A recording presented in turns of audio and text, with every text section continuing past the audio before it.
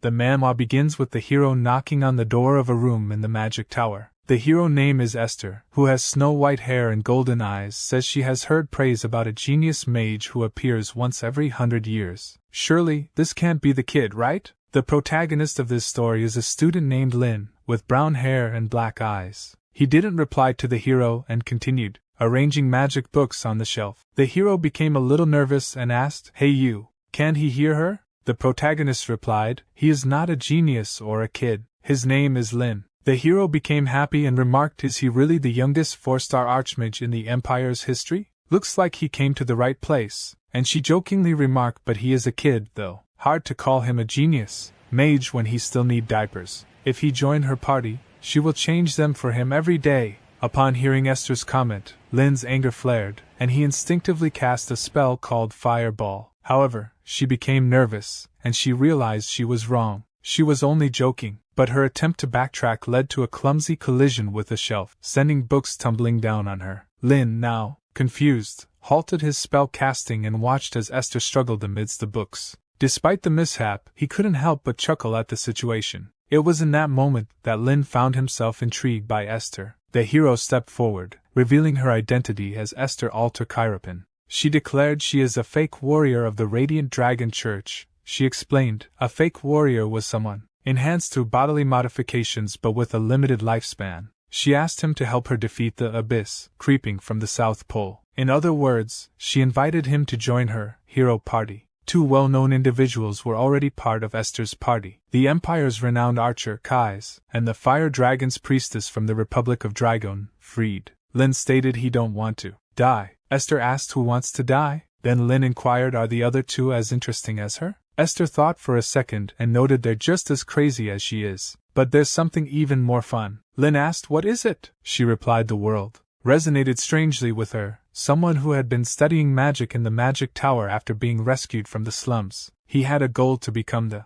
highest-ranked mage in the Empire, a 7-star mage. They said that if he reached the 7th star, he can see the truth of the world. He wanted to reach that realm where no one else had gone. Living here, reading magic books for the rest of his life wouldn't be bad either. But to master 7-star magic, he needed to know about the world outside the magic tower. However, aimless travel seemed too bothersome. He felt, does he really need to? Then, this clumsy hero came and told him to save the world. The sudden proposal was enough to draw him out into the outside world. Although he didn't have a burning sense of justice to save the world, he took her hand and joined the hero party. Kai's was an archer whose accuracy dropped drastically without drinking, and he was mute. Freed, the priestess, was a serious chain smoker. She said as the Fire Dragon's priestess, he should at least be able to cast a breath spell, Lynn thought, blowing black smoke in his face and, laughing like a madwoman, Esther attempted to lift their spirits as a menacing monster emerged. Without hesitation, they both sprang into action.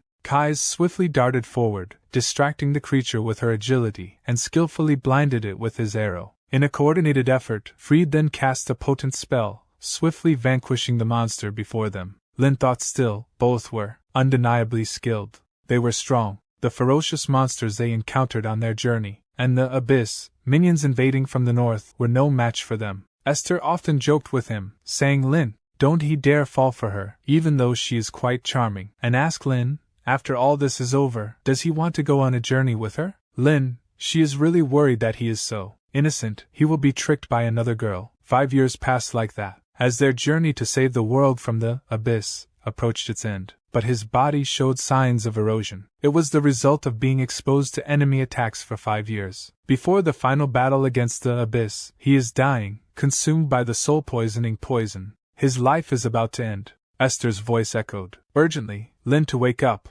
She then turned to Freed, pleading, please do something. Freed's response was somber. She cannot break this curse. There's no way healing it. Esther's cry pierced the air. No, Lynn must not die. And Lynn noted he didn't want to die. Esther affirmed she understands and she will find a solution, so just hold on. But Lynn stated don't worry too much. He has made this Lord's filter tiny reversal, an immortality spell carved over his heart. A magic that would put his body into a dormant state and heal him. He didn't know how long it would take to revive, but this was the only option left. He will come back, so win for him please. Esther stopped crying and exclaimed he should promise. Lynn, by all means, let's meet again. Promise her he will come back. Then, Together the four of them will go see the world. She will stay by his side until he wake up. Lynn remarked. Yeah, he promised. His consciousness was being pulled into the cold grip of death, a floating feeling and emptiness, as if sinking into a marsh. And the mission for the world. Did he fail to see the truth from the 7-star magic system?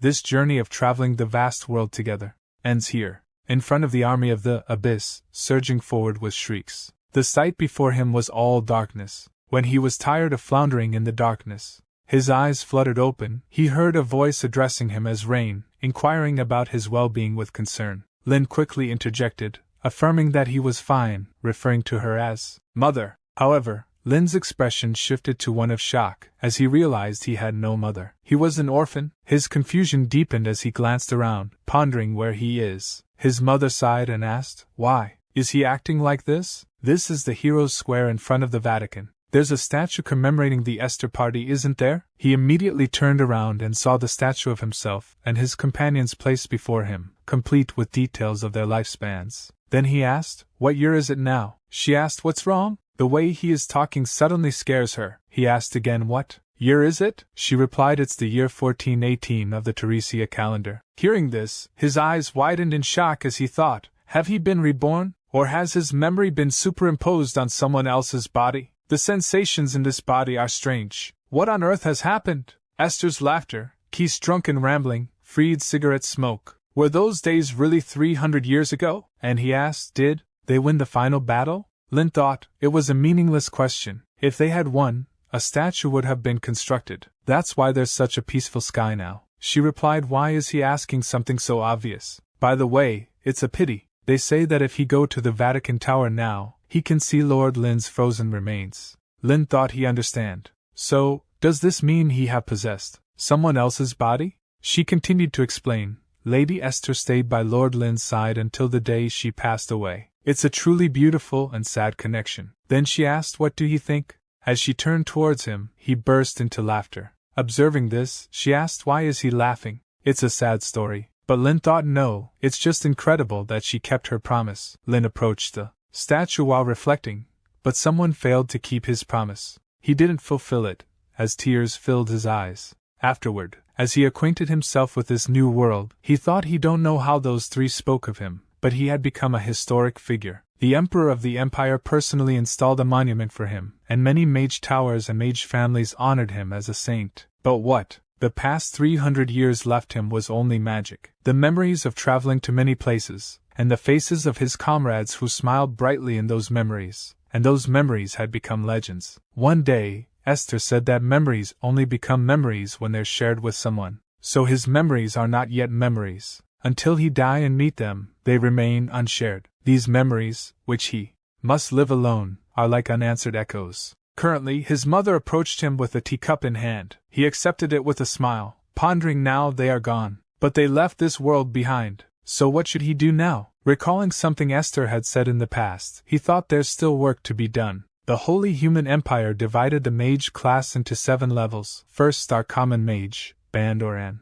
2nd star Intermediate Mage, Limites. 3rd star High Mage, Atlas. 4th star Elite Mage, Glottos. 5th star Grand Mage, Acquizzard. 6th star Sage, Rampage. 7th star Sage, Shin Sage. Ultimately, he reached the level of a 5-star mage. Only 2 people in the history of the Empire have reached the 6-star level, known as Sage. They could be said to have reached the end of truth. If he hadn't left with Esther, he would have probably reached the 6-star level when he grew old and died. But he would have regretted it all his life. Even if someone turned back time, he would leave to travel with her again and again. But now Esther is gone. He hoped this world is filled with laughter. The world they desperately protected together. Is it really the way she wanted it to be? Esther said that those who reach the end of magic, they can see the true face of the world. So in this life, he must become a 7-star mage. To escape this sorrow and emptiness, he will push himself. He remembered a past moment when Esther said, Lynn, this way. Look at this flower. Fried commented, showing this to a charmless brat like Lynn seems too romantic, doesn't it?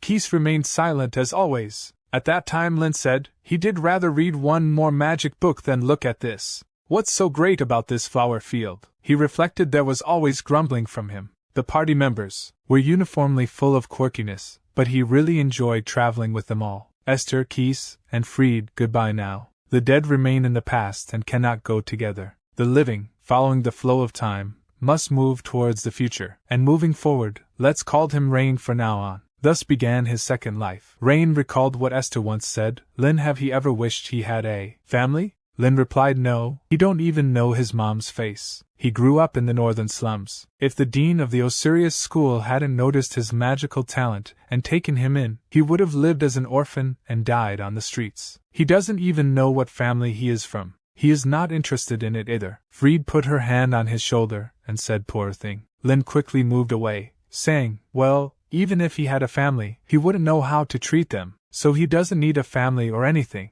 Esther remarked, it's not that complicated, he just needs to cherish them a lot. He is a kind-hearted kid, he will do great. At the moment, a maid woke him up, saying, young Master Rain, it's morning. Since he is up, she will prepare breakfast for him. Rain stretched his body and reflected. The memories of his previous life returned to this 9-year-old spoiled brat only 20 days ago. This boy Rain is the eldest son of the Ludwick family, one of the 5 great mage families of the empire. He, who was an orphan, has been reborn into a noble family this time. Therefore, to adapt to this life, he had to work tirelessly. The maid welcomed him, and his mother remarked, he is already up. Perfect timing. Can he go tell his father that breakfast is ready? He'll be pleased if he go. He agreed and went to his father's room. His father's name was Cavan Ludwick. He asked Rain, did he not sleep well? His complexion doesn't look good. He still seems tired from the journey. Rain said, father, they said that breakfast is ready. His father laughed and noted, so his son came here just for that.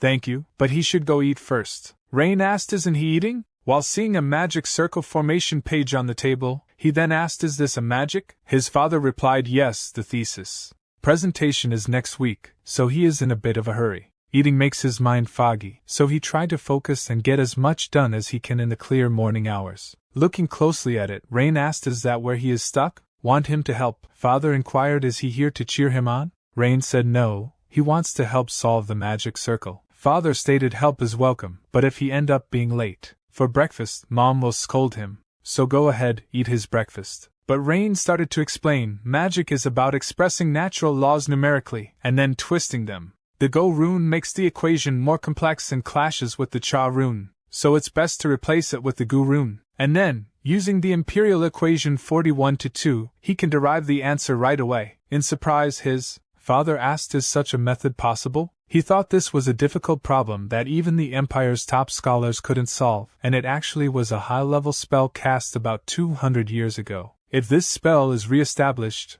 it could protect countless people from natural disasters like floods or landslides. How did Rain, who has just mastered basic magic, do this? Judging by his proficiency in basic magic, Rain was quite ordinary. However, considering that he is of the Ludwick family's mage lineage, it meant that he did not inherit the magical talent. His thoughts were interrupted by Rain saying, now can he have breakfast with them? His father hugged him saying, yes, let's eat together. Rain's family was small. He had a mother, father, and a 6-year-old sister, the little girl. Peeking through the door was his sister Sari. With shimmering black hair like silk and red eyes, she was a cute girl who inherited the physical traits of the Ludwick family just like Rain. As he turned around and looked towards her, she became frightened and ran away. He thought it was understandable. In this memory, Rain was never kind to Sari. Rather than being cold, he was simply indifferent to everything. As he read books, he recalled what Esther had said to him, he should cherish them. How can he just run away? In this world, it seems like everyone is always busy, doesn't it? He is a kind-hearted kid, so he will do great. She believed in him. Recalling all that, he became frustrated and closed the book and said, come here. He will teach her magic. Or does she want to play together? She ran away again and he thought, kids are too difficult to deal with. His thoughts were interrupted as she came back with a book in hand. He looked at the book and said, basic formulas for 1-star magic. She is 6 and already reading such a book? As he looked at her smiling face, he recalled the memory when Esther said, do he know the meaning of this flower's name?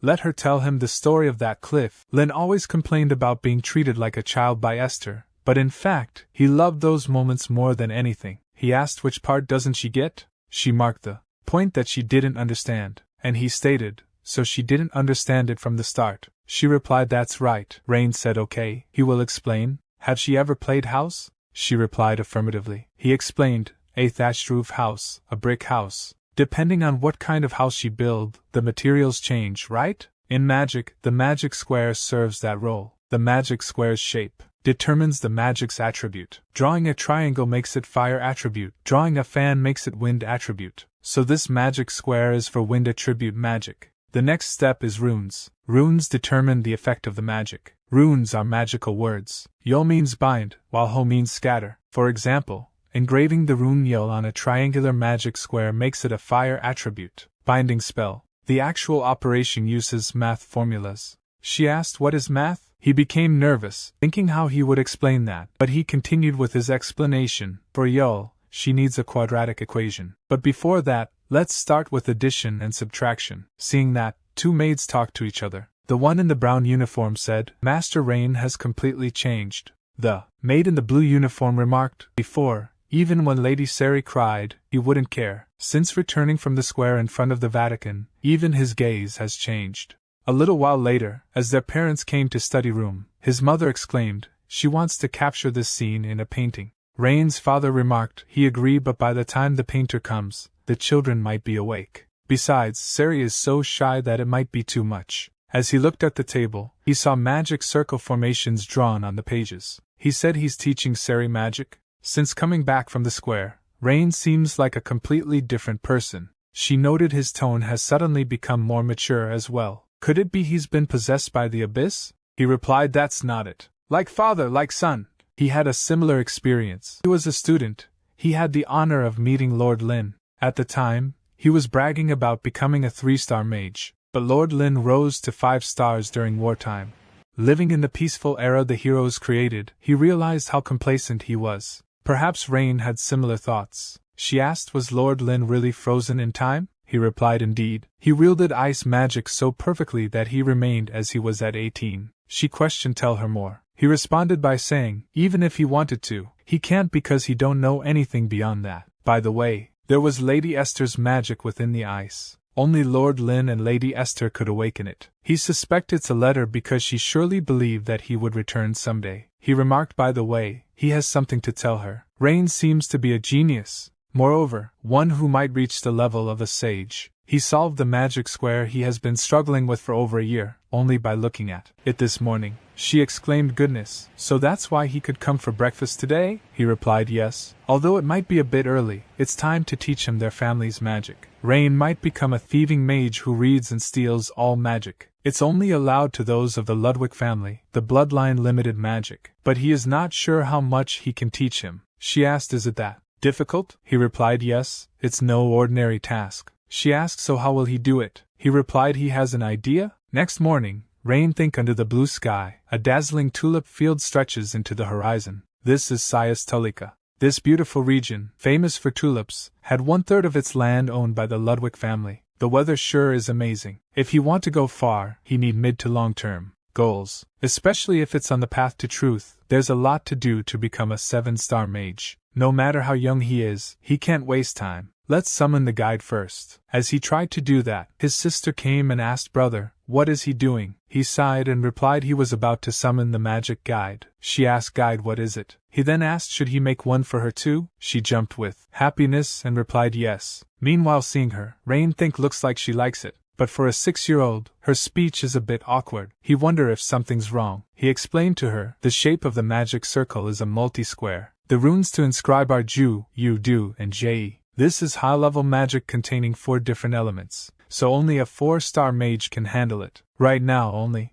10 mages in this country can use this. As the spell activate, blue light emerges, but blood coming out from Rain, noise, and eyes. He think is it still too much for 4-star magic? It's a good thing it was a guidance spell. If it had been combat magic, he would have died. This body is garbage, and stated, "Come here, Rudian." A butterfly-like thing appears and sit on Sari finger. Then a system window pop up showing information. It quantifies the user's abilities and detects potential magic power. And Rain explains this is Rudian's function. It tells her what to learn and train. The rune Ju in the guidance spell informs about basic magic power, and the rune Yu informs about magic utilization. In short, it's filled with the best runes for learning. It may seem simple, but it's 4-star magic. And he asked, "Does she like it?" She replied, "Yes, she likes it very much." He remarked, "Now, go study over there." As she leaves, Realization hit him he need to recover his magic power first, before he calls the second Rudian later. As he recovers his magic power, he summons Rudian for himself. Rudian shows quantifying physical condition.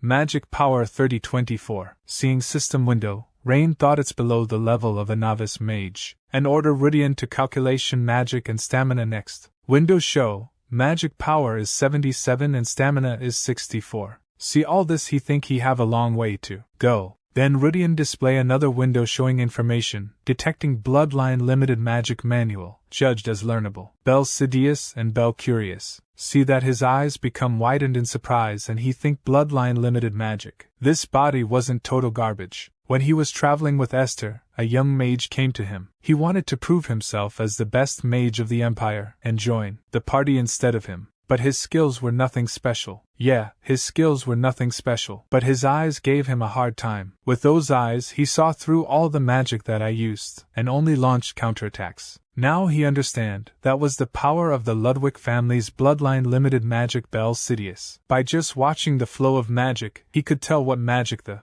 opponent was using. If their magic skill is equal, the one who counters better has the advantage. And Bel Curious, a legendary eye that only 3 people have ever opened in the Empire's magic history. If Bel Sidious is the power to discern the opponent's magic, Bel Curious is the power to steal it. The reason the Ludwick family is known as thieving mages is because of that eye. The childhood goal is now set. Without magic power and stamina, he can't become a grand mage. A little while later, as Rain was in the study room, his father asked is he interested in their family's bloodline limited magic? Rain thought, what's this? Was he watching? His father continued by saying, it's a bit early, but do he want to try learning it? Rain think it wouldn't hurt to learn the theory in advance, and he replied yes. His father remarked then from today onwards, Ellen will be his tutor. Only while he is at the academy though. When he returned from the academy, he will personally teach him. He confusing ask Ellen? His father explained she's an excellent person who teaches students at Delon, has great magical talent, and above all,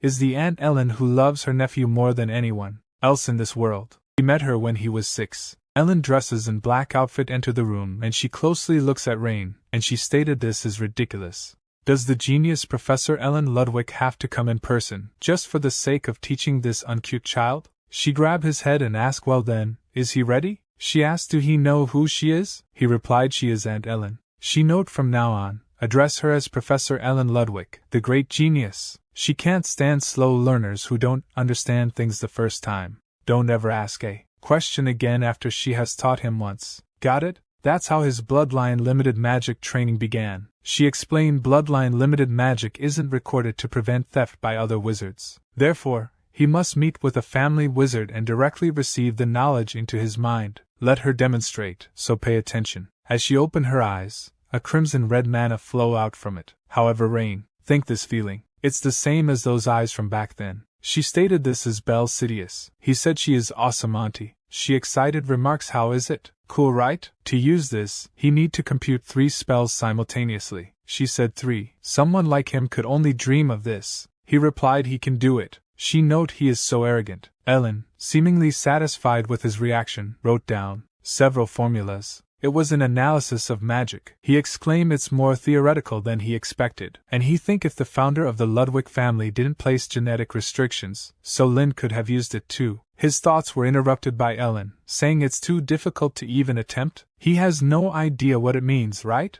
He replied no, he just need time to roughly organize it. She remarked how frustrating. Well, she has no choice, she will make a special exception. However, he stated thank you for guiding him, but he will handle it from here on. She asked, wait, what did he say? He doesn't need her guidance? You don't ignore her. But Rain continued to ignore her. She became frustrated and stated fine, do as he please, as if he did ever succeed. She would not teach him later even if he begged in tears. As he continued his studies and worked on various formation, she reviewed each one upon completion. After checking his work, she handed him a new problem, her face partially hidden behind a book. He think, what's this? Is this how modern magic education works? Or is she testing him? Meanwhile, his mother looks at both of them while hiding nearby. Then she note, let's take a break. As she leaves the room, his mother approaches him and asks, isn't Aunt Ellen a bit unusual? he replied. Yes, quite. She said his aunt isn't very honest. In truth, she's eager to teach him everything. So even if he already knows something, ask her a lot of questions. She was just like that when she used to follow his father and her around. She was so adorable. However, Rain think has the meaning of adorable changed in 300 years? After the break, as he continue his work, while she glances at Rain work. But as she noticed that Rain is looking at her, she immediately covers her face with the book. He thinks she is really annoying and more bothersome than 6-year-old Sari. Then he said, Aunt, he can't understand this part at all. Could he please explain it? She immediately turned around and shouted, he doesn't even know this. Their family is doomed. Bring it here. And ask what part didn't he get it exactly? He pointed it out where he has problem. She demonstrate how he can solve it, and remark, see, it's solved right away. She continued to explain if he used this formula here, he can solve it much faster. He didn't even know that? In response, he apologized to her. She stated he doesn't know anything. What have he been doing until the age of 9? He replied she is absolutely right. And asked then how should he solve this? She notes she guessed there's no choice. She will make an exception for him. And then he asked one question after another, and she answered him. Ellen's teaching was consistently like this. She required quite a bit of effort, but thanks to her, he significantly reduced the time needed to learn the theory and gained practical experience. On the 10th day of receiving Ellen's guidance, he felt a burning pain in his retina, with the sensation of all the blood in his body rushing to his head. The world slowly turned blood red. That's when it happened. The eyes that shone red were engraved with the mark of death. All information about everything in the universe is being directly transmitted to the brain in the form of formulas. Is this how it would feel to be the creator of the world? He then cast fireball spell while thinking, let's see how does magic look like. He understands back then, in the young wizard's eyes, all his magic must have appeared like numbers, and he stated it's truly amazing. Look at him. Her eyes became widened and shocked, and she remarked he achieved that in just 10 days. She think even after receiving special education, it took her 7 years to acquire Bel Sidious. They said it would take 70 years to master Bel Curious, and he achieved that in just 10 days. From a blank slate, not knowing anything, to performing multicasting with general magic. He might rival Lynn, who is called a prodigy of multicasting. A little while later, his father asked, so that's how it is to awaken Bel Sidious in just 10 days. She remarked, Appa, thanks to Rain, the Ludwick family might become the leading magical family. He's really amazing. As she leaves the room, he thinks as a father, he have nothing left to teach him. He called the butler named Yed. Butler Yed asked, yes, master, command him. Kavin orders send a message to father. Butler asked, he mean to the former head of the family? Kavin asked, is there a problem? Butler replied, no, that's not what he meant. Kavin continued by saying, write this to his father. Please guide your grandson who has innate talent. He respectfully requests this of him. Butler replied he really go through fire and water for his son. He will proceed as commanded, Your Excellency. Spring ended, and a brief summer arrived. This summer seems to last about a year. Dark clouds covered the continent, pouring rain day after day. It's summer. That summer, he was incredibly busy. During the day, he learned household magic from Ellen, and taught basic magic to Sari whenever he had the chance. And at night, he focused on physical and magical strength training. The development of modern magic he learned from Ellen and books was truly remarkable. For someone from 300 years ago like him, it was shocking. He think to simplify such complex formulas to this extent. The activation time has been reduced, and the power has increased significantly. The level of magic has greatly improved compared to 300 years ago. He might lose against a modern 4-star mage. Magic has grown over time. It's absolutely impossible to become a 7-star mage in this era with his current state. Much stronger power and knowledge is needed. A little later at the dining table, he said, Father, he has a request. Please send him to Mage City. It should take about 3 years. Sari asked, where is he going? He replied he is thinking of going to Golden Rose in Mage City. The best magic university, Layton, is there.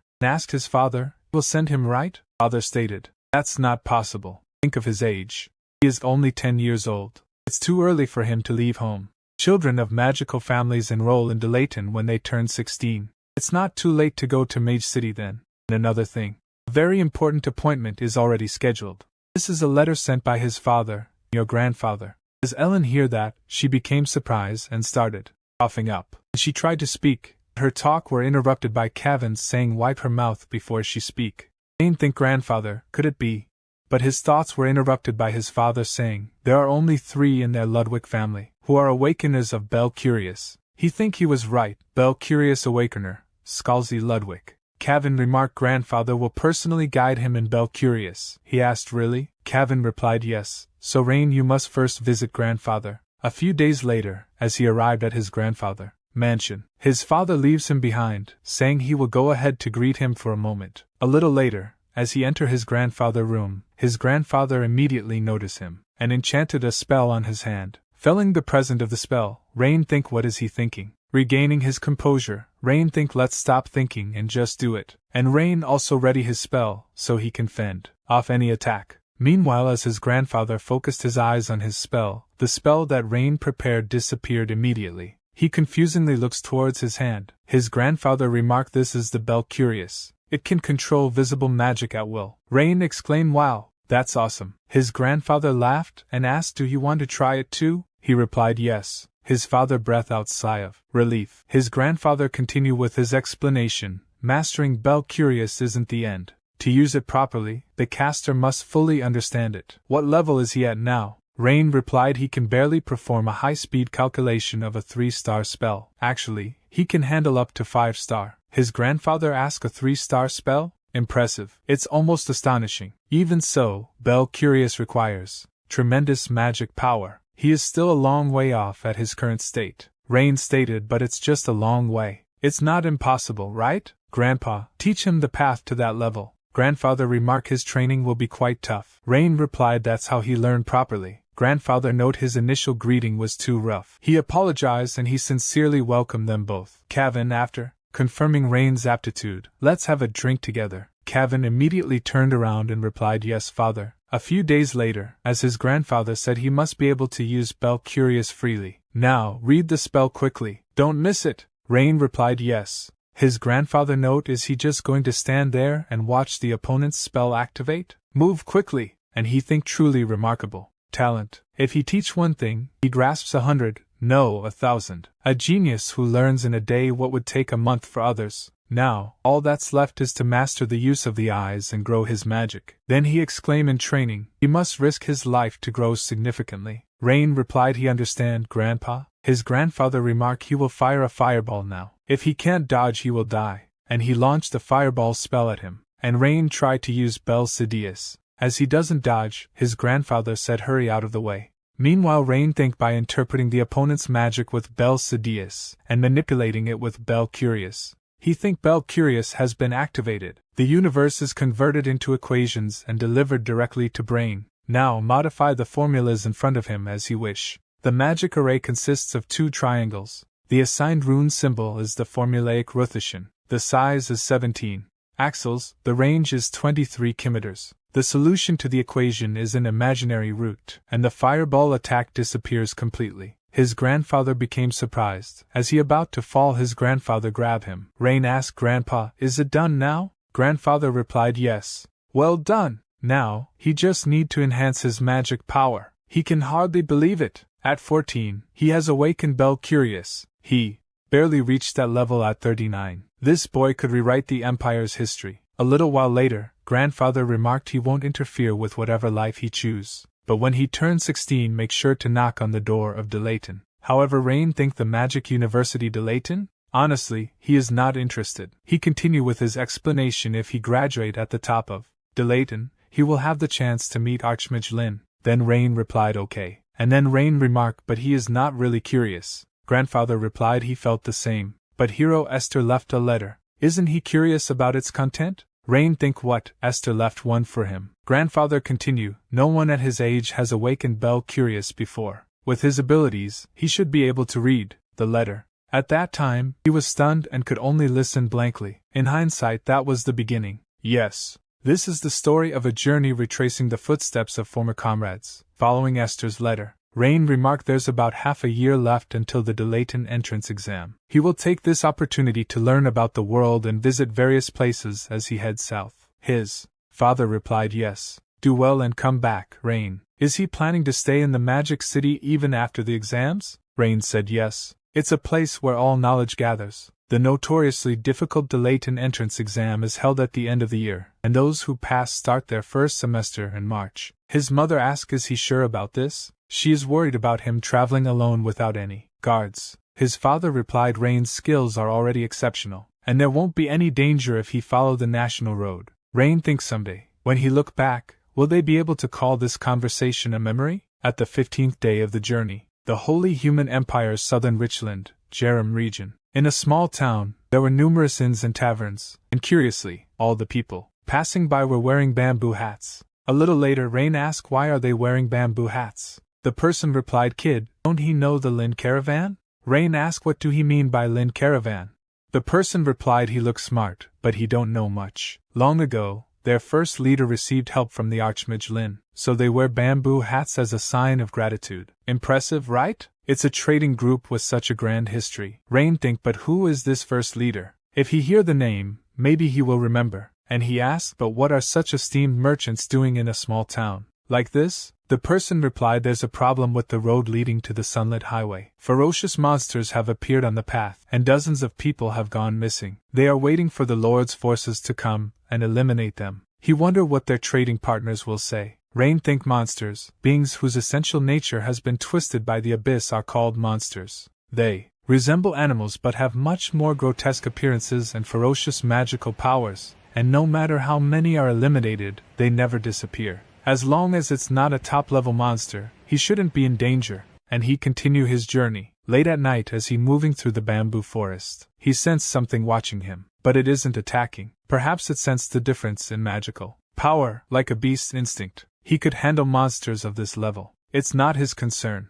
The extermination team will take care of it. Then he recalled the memory of past when Esther said, all right, let's proceed overland from here. Fried asked, what do you mean? Esther explained, let's follow the Belisa River and head to Turvanop. Fried said he agree. Esther continued, there's a truly amazing flower field along the river. Want to stop by on the way? Fried asked, a flower field? Where is it? Lynn became flustered at their conversation and asked, what are they doing right now? 2 Esther parties that crossed over to the continent before them were annihilated fighting at the front. Because of them, the front line has stagnated, and they're barely holding on, waiting for another hero's help. Do they know what kind of situation this is? Fried said of course she do. The Red Dragon Legion and the Yellow Dragon Legion are heading to the battlefield, and all the strong mercenaries have crossed the sea for honor and glory. Lynn stated, so they need to hurry too. Esther stated, that's why she is saying this. With all the strong ones gone, monsters have started running wild across this continent as if they were waiting for this moment. Lynn remarked, at most they'd be danger level C, maybe B. They don't have time to deal with such things.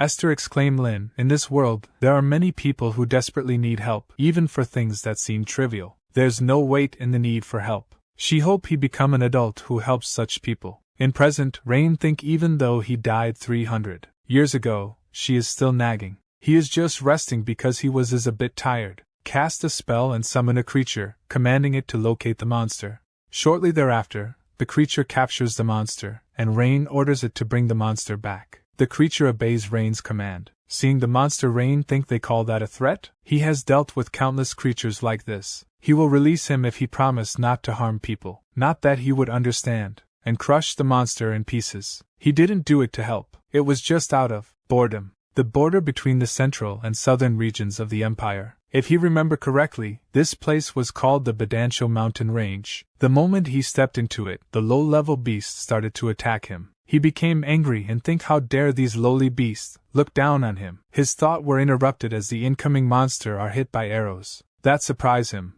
and he quickly turned towards where the arrows come from while thinking of Kai's. But 2 persons are standing on the hill, with the bow. As the green-haired person jumped down towards him, Rain noticed the smell of alcohol coming from him. The green-haired person asked, is he okay? This is a place where monsters often appear. Didn't anyone tell him on his way here? The other person, with brown hair, asked, why would someone give such a warning? They, the descendants of the great palace, are guarding it. Meanwhile, Rain gained his composure and thought, it can't be Kai's. He stated, he is not sure which school they are from, but they helped him. Thank you for your help. Then he asked, by the way, this is the Badancho Mountain Range, right? Both looked towards each other and started laughing. Rain angrily asked, why are they laughing? The person with brown hair stated, how long has it been since it changed to Keislinton, and he still call it Badancho Mountain Range? Kieslinton. It means mountain range of Palace Kais. After defeating the Abyss, Kais seemed to have taken root here. They were the disciples of the archery school founded by Kais.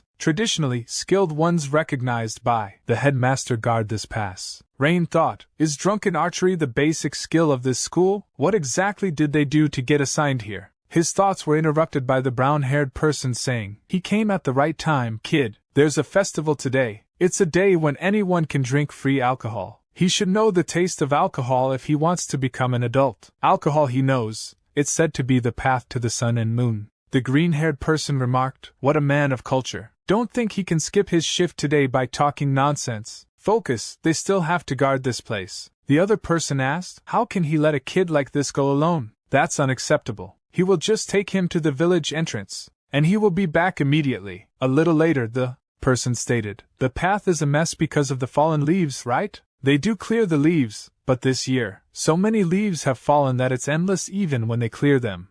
As he continued to explain, Rain checked the surroundings. The person remarked, if he go up those wooden stairs from here, he will find the training hall, and if he follow the path straight, he will reach the village. As Rain looked around, he saw a grave. As he looked closely, he realized it was Kai's grave. As his thoughts deepened, the person interrupted him, saying if he is on a journey, why doesn't he make a wish here too? Rain asked a wish? The person asked, hey, is he seriously asking because he don't know? Well, considering the time, he might not recognize it. Rain asked, recognize what? The person replied, this tomb. It's the tomb of Palace Kais. People usually make a wish here, saying please protect them this year too. Rain's expression became one of anger, and he said, don't joke around. The person asked, why would he joke around? Rain noted, it's strange. Who builds a tomb in the middle of a mountain? Kais, that person, the palace, is a hero, right? The person replied, he don't know the story behind this tomb, do he? Is he really from this country? Amongst Kai's companions was the archmage called Lynn. He knows. This is a well-known fact, so he think he might have heard of it before. But they say Lynn was very shy. Kai seemed to believe that Lynn would come back, even after he died. They said if the tomb was in the village, Lynn wouldn't be able to come because he was shy, so he asked for himself to be buried here. Rain recalled the memory of the past when he was Lynn. He said, Kais, he reek of alcohol and stop snoring, and don't touch his hair.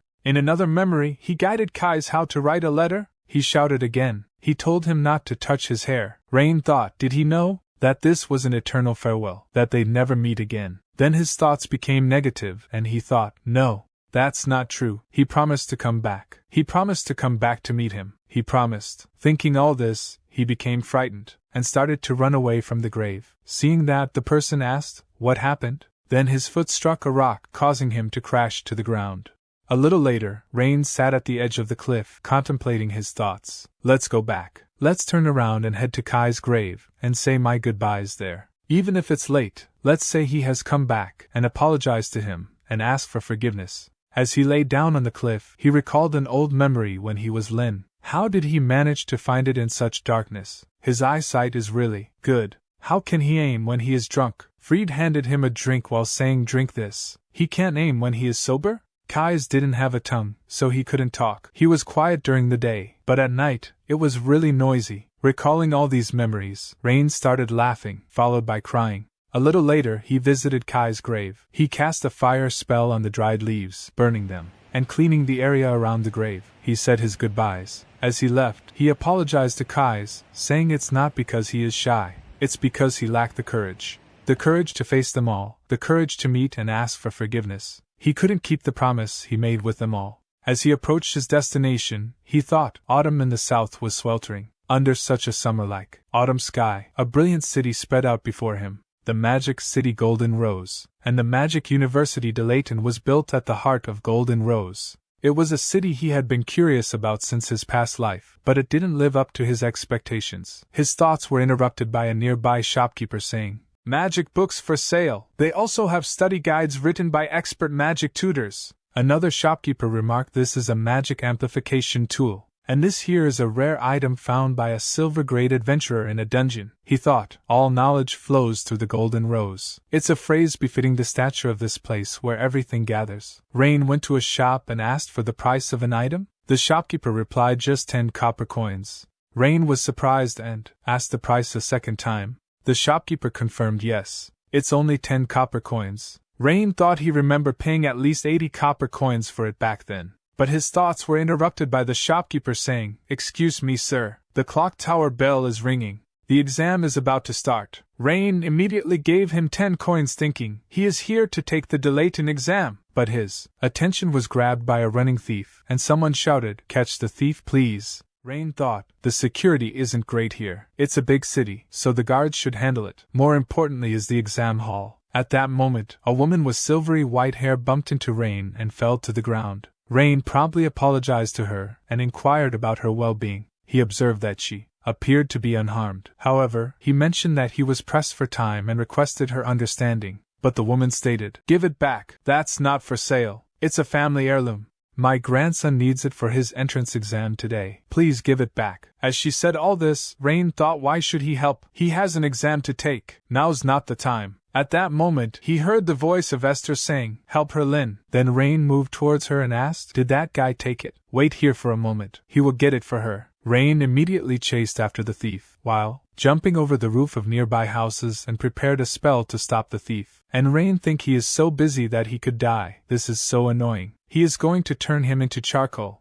At the moment, a voice interrupted him saying out of the way, and jumped over him. And she cast a spell in front of the thief, to block his escape. Thief remarked, "What's this? It seems like a sand wall?" In that instance, she stand in front of him, while saying, "Picking pockets at the Golden Rose, that's bold." She would give him that. But she think he picked the wrong day. Rain also knows her, but she continue he is done for now, because he got caught by none other than Christian. Rain thinks Sand Soldier, and that confident attitude. That's the Warden. And he explained Warden, a lord from the Eastern Empire. Just like the Ludwick family, it's one of the 5 major magic houses. Before he regained his past memories, they met a few times at the house meeting. Whenever they met, he always spoke bluntly, so he called her Goody Two-Shoes. But how is she already wearing a uniform? He should be the same age as him. At present, Thief launched a wind spell that destroyed her sand soldiers. And also a boy caught in his spell, which Rain saved with his earth bind spell. Rain thinks so that Thief was a mage too.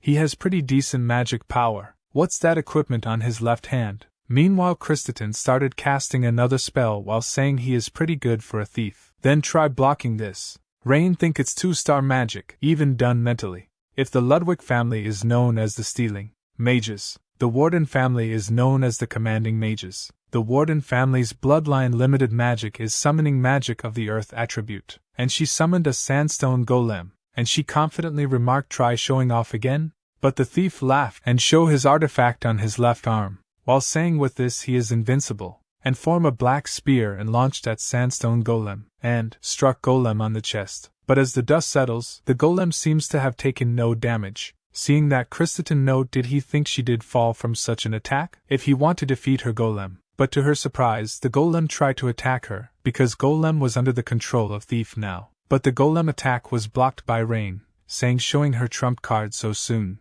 is how she get counterattacked. Let him give her a tip. In magic, casting first doesn't mean she win.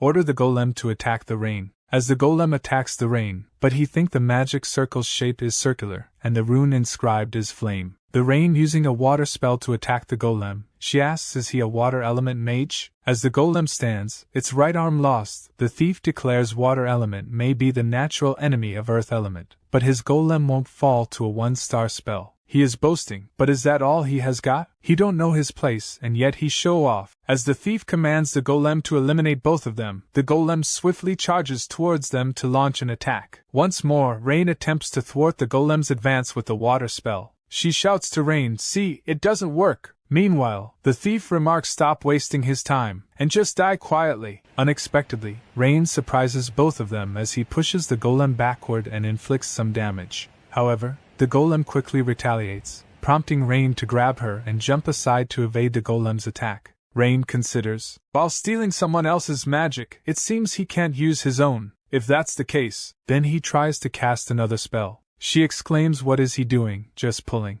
like that?" However, as she sees Rain about to cast another spell, her eyes widen in shock, and she thinks the 1-star spell was cast just a few seconds ago. However, Rain analyzes the golem and thinks the magic circle's shape is a double square. The runes inscribed are Yul and Co. For earth element magic, he grant the properties of bind and reverse flow. The equation to solve is previs. differentiation, he declares, solution-derived law alteration, and casts his spell. Plant shoots emerge from the ground, immediately restraining both the golem and the thief. Rain moves towards the thief, snatching the artifact from his left arm while asking, "What is this? Is this an artifact? It looks curious." The thief shouts, "Give it back. That's mine." Rain retorts, "You are ridiculous, you stole it." As Rain closely examines the artifact, he thinks, stealing control of the opponent's magic. It seems similar to Bel's Sidious. 2 magic circles are engraved on the gem, which means it can steal up to 2-star magic. Interesting. The thief asked, "Who are you? How did you cast magic so quickly?" Rain thinks, who is he? He wouldn't believe him even if he told him. Then, Rain hands the artifact to the silver-haired woman, saying, "Next time, keep it safe." As she receives the artifact back, she starts crying. The assembled crowd erupted with cheers of saying "incredible kid" and "fantastic job." Recalling the entrance exam, Rain hurriedly made his way to the exam location. Meanwhile, guards arrived at the scene and apprehended the thief. Approaching Krista, Professor Caroline remarked there was a mistake. She knows that, right? Being confident is great, but she shouldn't have used the golem hastily. Krista replied she knows, she will be careful next time.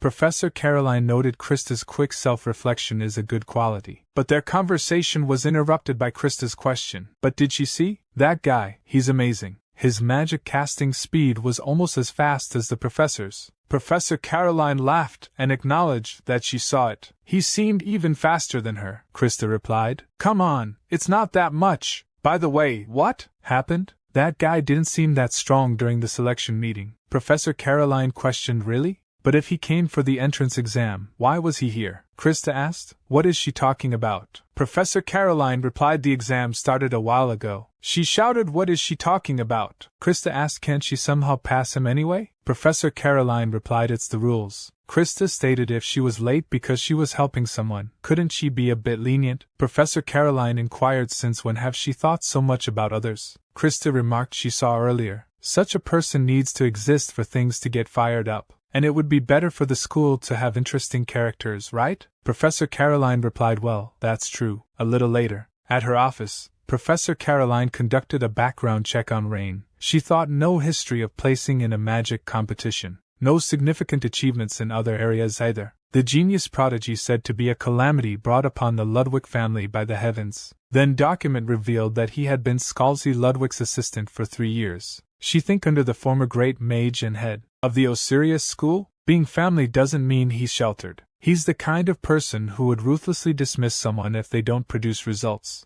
If being an assistant is true, why is he called a genius prodigy within the 8 great schools? Then she called out his assistant, saying, "Please schedule a meeting with the chancellor. She has something to discuss regarding individual admissions." The assistant responded, "Yes, as you wish, Professor Caroline." A while later, delating Chancellor Medelia Page remarked, "History seems to repeat itself, doesn't it?" She is not sure why, but it seems that talents always emerge in the same period. Hubert from the Rohunam school, Lillian from the Rivendell school, Aiden from the Harimun school, Nora from the Melif school, Ilgan from the Chihak school. 5 latecomers from the 8 major schools enrolling at once. The Warden family has also sent a talented child, but that child might struggle alone. Since the conflict between the magic families and the 8 schools is deep, it's not pleasant to get involved in students' disputes. It's undeniable that this is a special situation. Professor Caroline replied she should notify professors and instructors. Delia Page remarked, "Observe the students closely and intervene if necessary.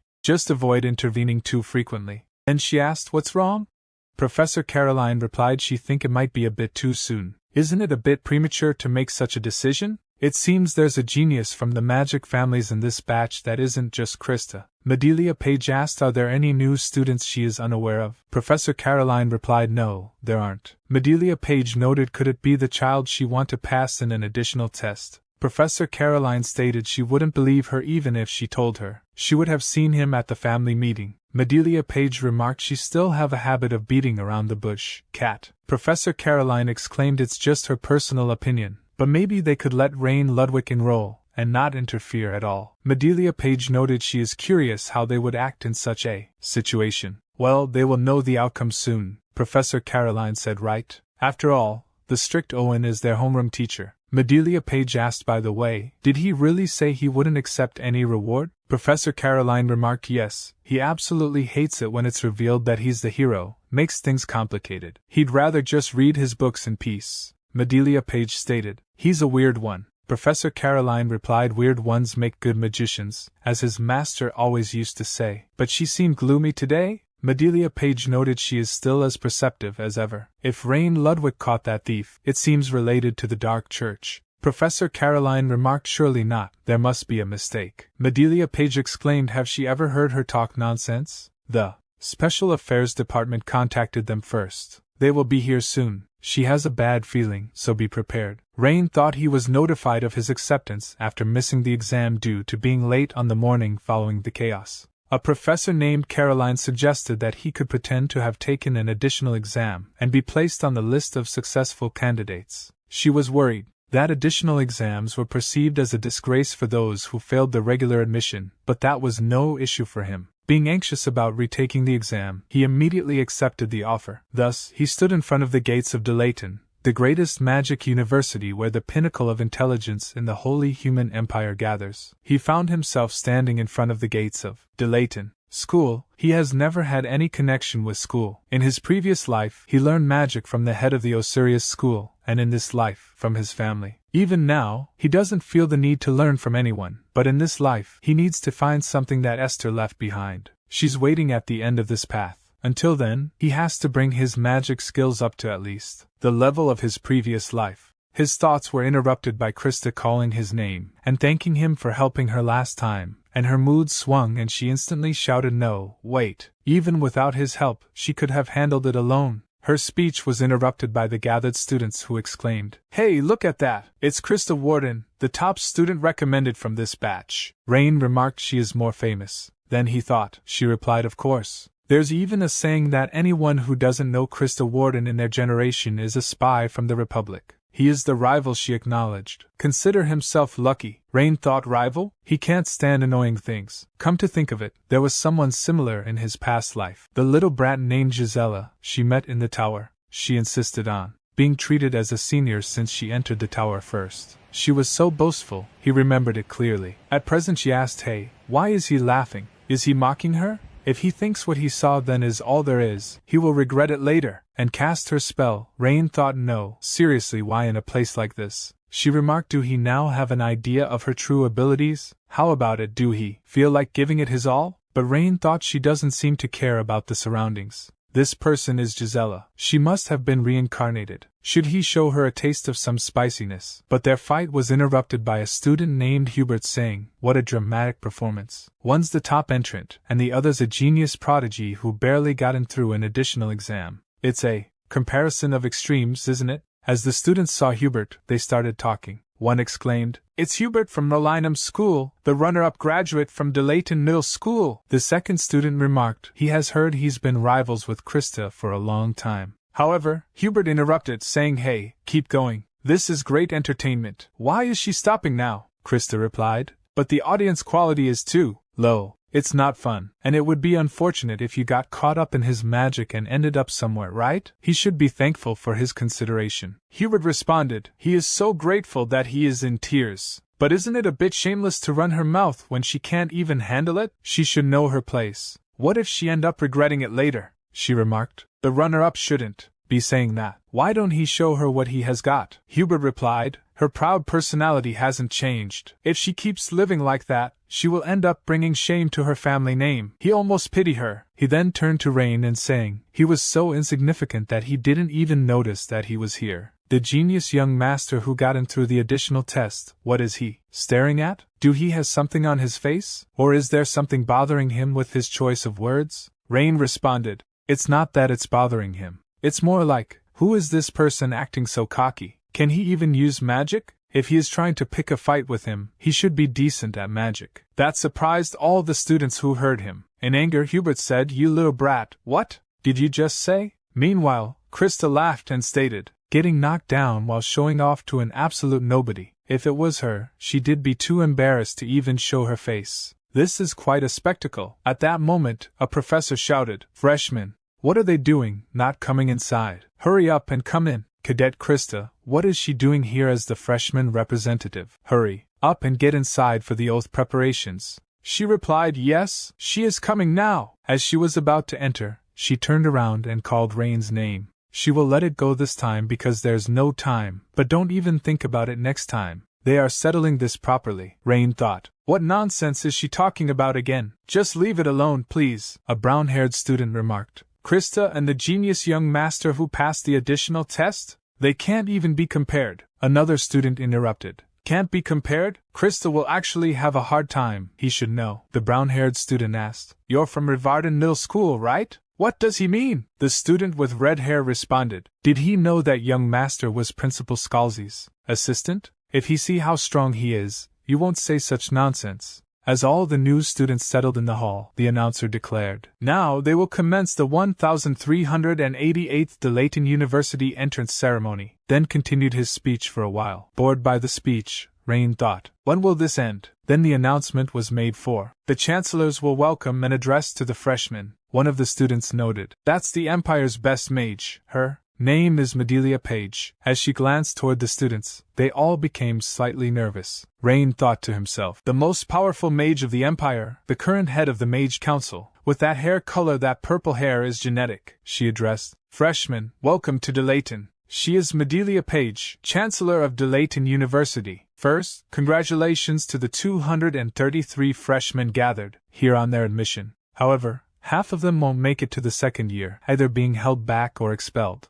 Among the 117 who survive, only about 60 will advance to the third year, and of those, only half will proceed to graduation. Therefore, each year, fewer than 30 graduates complete the program. This is the kind of place Delon is. It's a place that polishes their talents. They will continuously subject them to trials under the guise of honing to judge whether they are rough stones that can become jewels. Delon's policy is unlimited competition. Those who fall behind in competition won't even earn the right to receive a diploma. They will feel this keenly throughout their time here. So sharpen yourselves, and clash against each other and grow, in this place, Delon, until the insignificant stones here at Delon shine with their own brilliance. In 3 years let's meet again here. Then, as fellow mages, she welcomed them, and she wished each and every one of them a good fortune. As she turned around to leave, all the students began applauding for her. Rain also joined in the applause, thinking, let's meet again, looking forward to it. Other professors were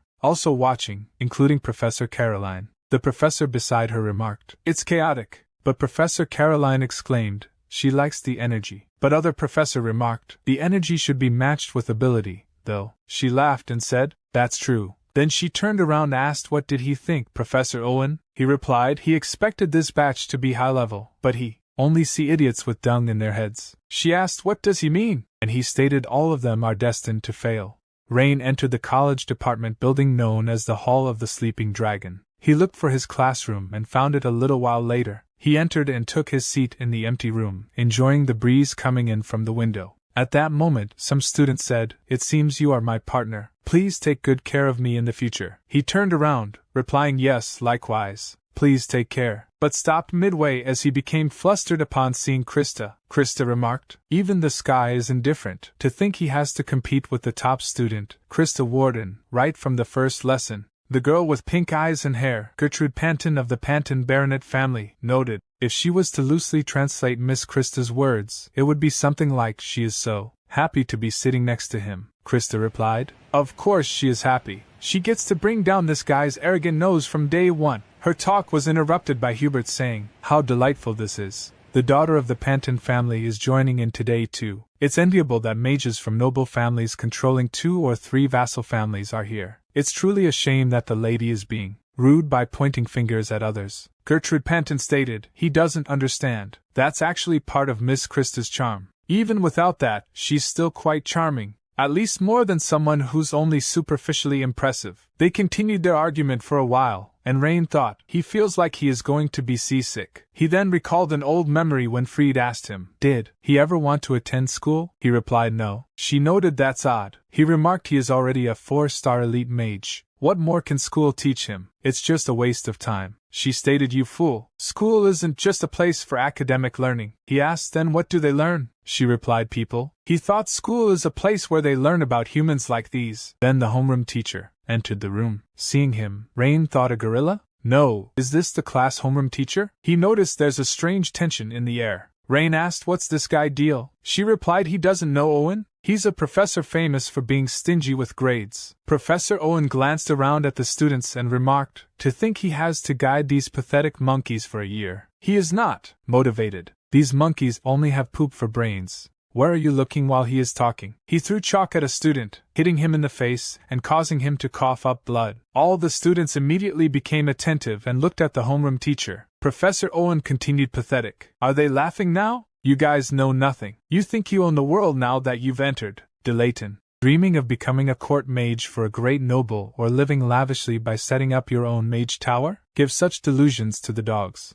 If they ever become like that, then he may call them master. However, they are still monkeys who have hardly grown fur, and there's a mountain of things they must learn. He then asked, are there any from the 8 major schools here? Hubert and a girl with black hair raised their hands. Professor Owen stated the worst thing about this school is, these idiots from the 8 major schools. The strange, mathematical formulas they bring in the name of school tradition are astonishing. He doesn't even expect contributions, just don't get in the way. Then he asked, any from mage noble families? Rain and Krista raised their hands. Professor Owen noted, these guys are truly disgusting, acting all-knowing and arrogant without having experienced hardship. Go home and learn how to change their clothes by themselves first, then come back. Rain thought a great monkey with unprecedented talent in rhetoric. He might be better suited as a cult leader than a mage. Professor Owen continued his job over this year is to make them into at least usable mages. Even better than monkeys, that is. There's no place for anyone here who's worse than a monkey. Anyone who can't keep up will be ruthlessly abandoned. At least try to evolve into a human. He then asked, why aren't they answering? Are they not paying attention? Should he teach them how to respond? Is that so? He turning to a nearby student and asked, is he scary? The student replied, no, he is not scary. Professor Owen remarked, so that means he is seen as easygoing? Then he announced they will have a test now. You and the person next to you will form teams of 2 for the test. The team that comes last will be expelled immediately. Keep that in mind. The green-haired student inquired, expulsion, really? Is it that easy? The blue-haired student replied, he hasn't heard of such a thing. He's probably just saying that to scare them. However, Professor Owen continued writing the problem on the board. A little later, as he finished, he noted the time. Limit is 20 minutes. From now on, solve this problem on the paper on their desk and submit it. Those who can't solve it within the time and are the last ones to submit will be expelled as promised. He asked, what are they staring blankly for? And shouted, the exam has already started. Work in pairs of 2. Even monkeys could solve 2-star magic if they put their heads together, right? Rain looked towards Krista, while she explained, the magic circle is shaped like 2 layers of a fan. The runes to be inscribed are Ju and U. The formula to use is, and she said, hurry and help. Build the basic formula with matrices and then find the answer using a cubic function. Rain inquired, matrices? Is she the type to suffer unnecessarily? She shouted, stop chatting and start writing.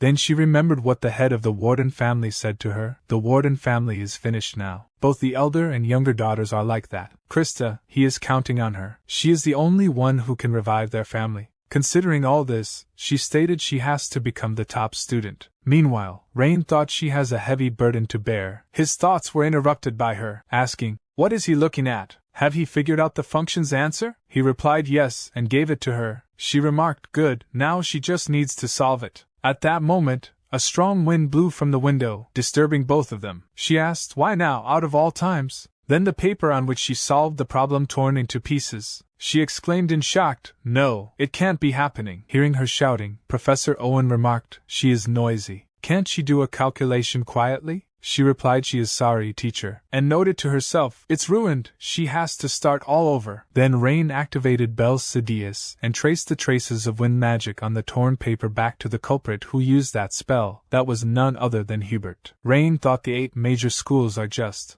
playing childish pranks. The Rohunam school is the school of wind. The secret art is silent and colorless. They activated it silently and without any color, so the magic used must have been wind manipulation. His thoughts were interrupted by Krista saying, give her his paper, hurry and rewrite it. What is he spacing out for? Rain thought. The time limit is down to 8 minutes now. He already has the solution process in his head. He can do it in 8 minutes. He snatched the paper from her, and she asked, what is she doing? Rain noted it's impossible. They can't finish in time with this method. She questioned, how can he know without trying? Rain sighed and stated, she needs to know when to give up. This made her angry at him. He continued, it can be done. It's just too much for her way. He immediately started writing with great speed, that surprising her. While advising her, he said, if she break down that easily, she can't be a mage. Remember this. A strong mage must remain calm at any moment. In the world they lived in, even 8 minutes was not a given. The price for just a few seconds delay was not just expulsion, but death. This time, we'll take the lead, so she just helps. Don't hold us back. A little while later, Hubert and the black-haired girl approached Professor Owen, with Hubert handing him a paper and saying, please grade this. Professor Owen examined the paper closely, then checked the activation of magic circle by pouring his magic onto it. Smoke erupted from the paper. Seeing this, Professor Owen remarked, the J-E&U runes are working properly. Considering the short time, it's not bad, but don't get cocky. It's not that great. This kind of problem only needs 2 minutes. Therefore, the grade is AC. Hubert protested, he can't accept this. He solved it first in the class, and the math formula is perfect. So what is the reason? Professor Owen replied, stop messing around. Rohunam School of Wind. You know exactly why it's AC grade, monkey kid. The black-haired girl began to speak. What is he trying to say? She really. But her talk was interrupted by Rain, who said, can he please move aside now? Seeing them at the front, other students started discussing. One student noted, their answer sheets were all torn up earlier. A second student remarked, that's what he said. And they've already finished? Meanwhile, Rain said, please grade our answers too, Professor. Professor Owen closed the book with a smile and asked, did they really complete it? This is truly unpleasant. He was excited at the thought of expelling these rookie mages from the magic lineage. Rain replied, if he can't use magic just because the wind blows, he can't call himself a mage anywhere. Professor Owen remarked, he likes his spirit, but it's not even as much as a booger. From his mother.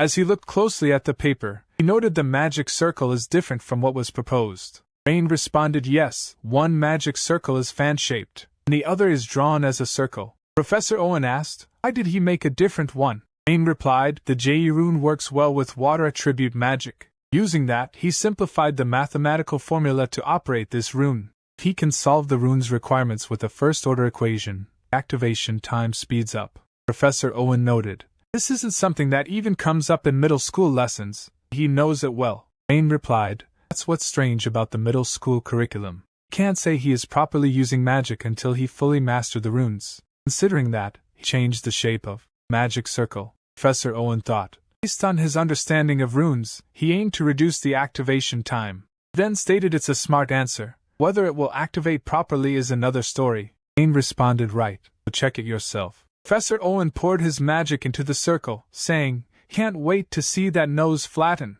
Does he know? He construct a duel. Tribute magic circle. Math to solve you becomes several times harder. Let's see if this is skill or just a stunt. And the spell activated. A bright golden light shone between the blue magic circles.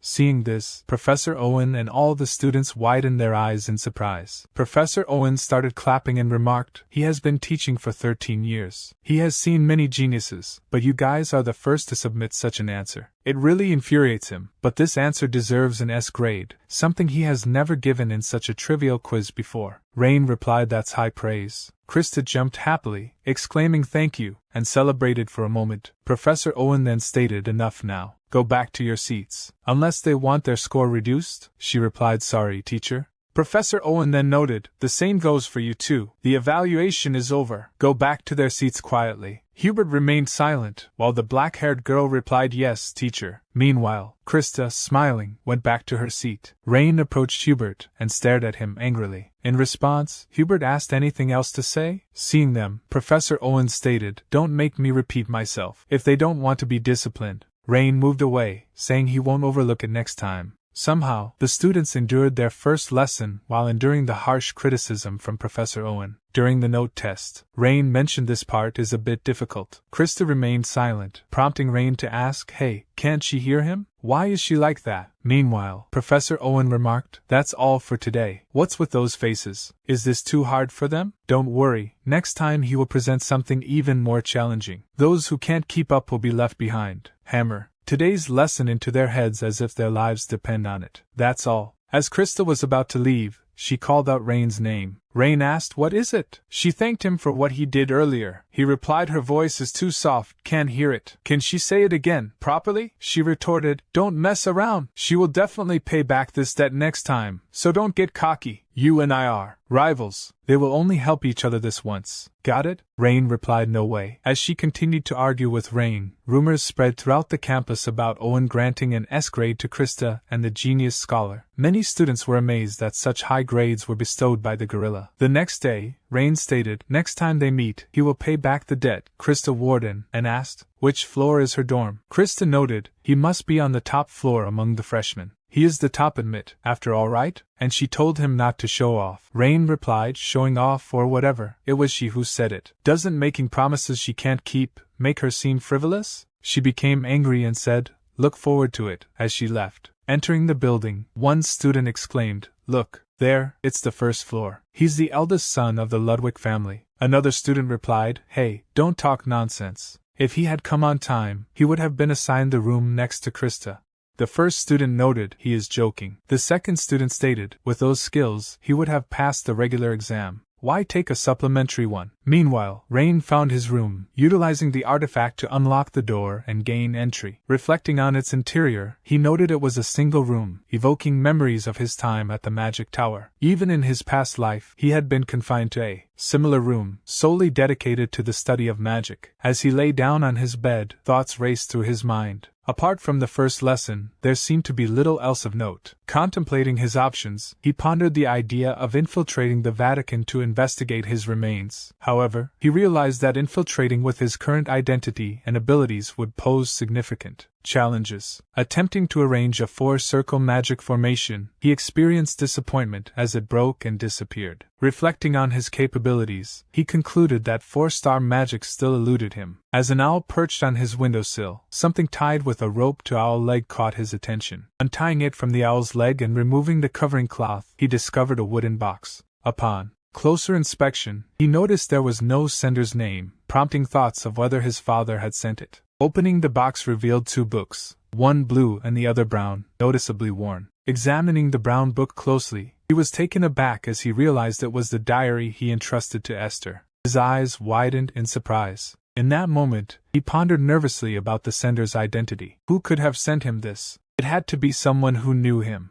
On-campus magic training facility, Battle Dragon Field. A countdown announcement rings out, 30 seconds left to the target, then 25 seconds, and now 20 seconds remain. As Krista battles monsters with her sand soldier, Gertrude Panton asks, "Did something good happen today?" Krista inquires why Gertrude is asking. Announcement is made, 10 seconds remaining. Gertrude Panton notes, "It seems like she is more excited than usual. Is it because she met with Lord Rain? She is curious if something happened between you two." Krista immediately shouts, "Nothing happened. She is just annoyed by seeing that irritating face again today. She is relieving stress while practicing." Gertrude thinks she is not fooling anyone with that act. "It seems the rumors about she getting help from Rain Ludwick during the exam are true. It's surprising though. The Rain Ludwick she met during childhood at the family gathering didn't seem like this." She then states, "It's over, Mississippi. Please put away the golem now." Meanwhile, Hubert is making his way through the central lounge of the student dormitory. A student remarks, "Welcome, C-grade loser." Hubert retorts, "Don't mess with him. Keep that up, and he might just die." Logan,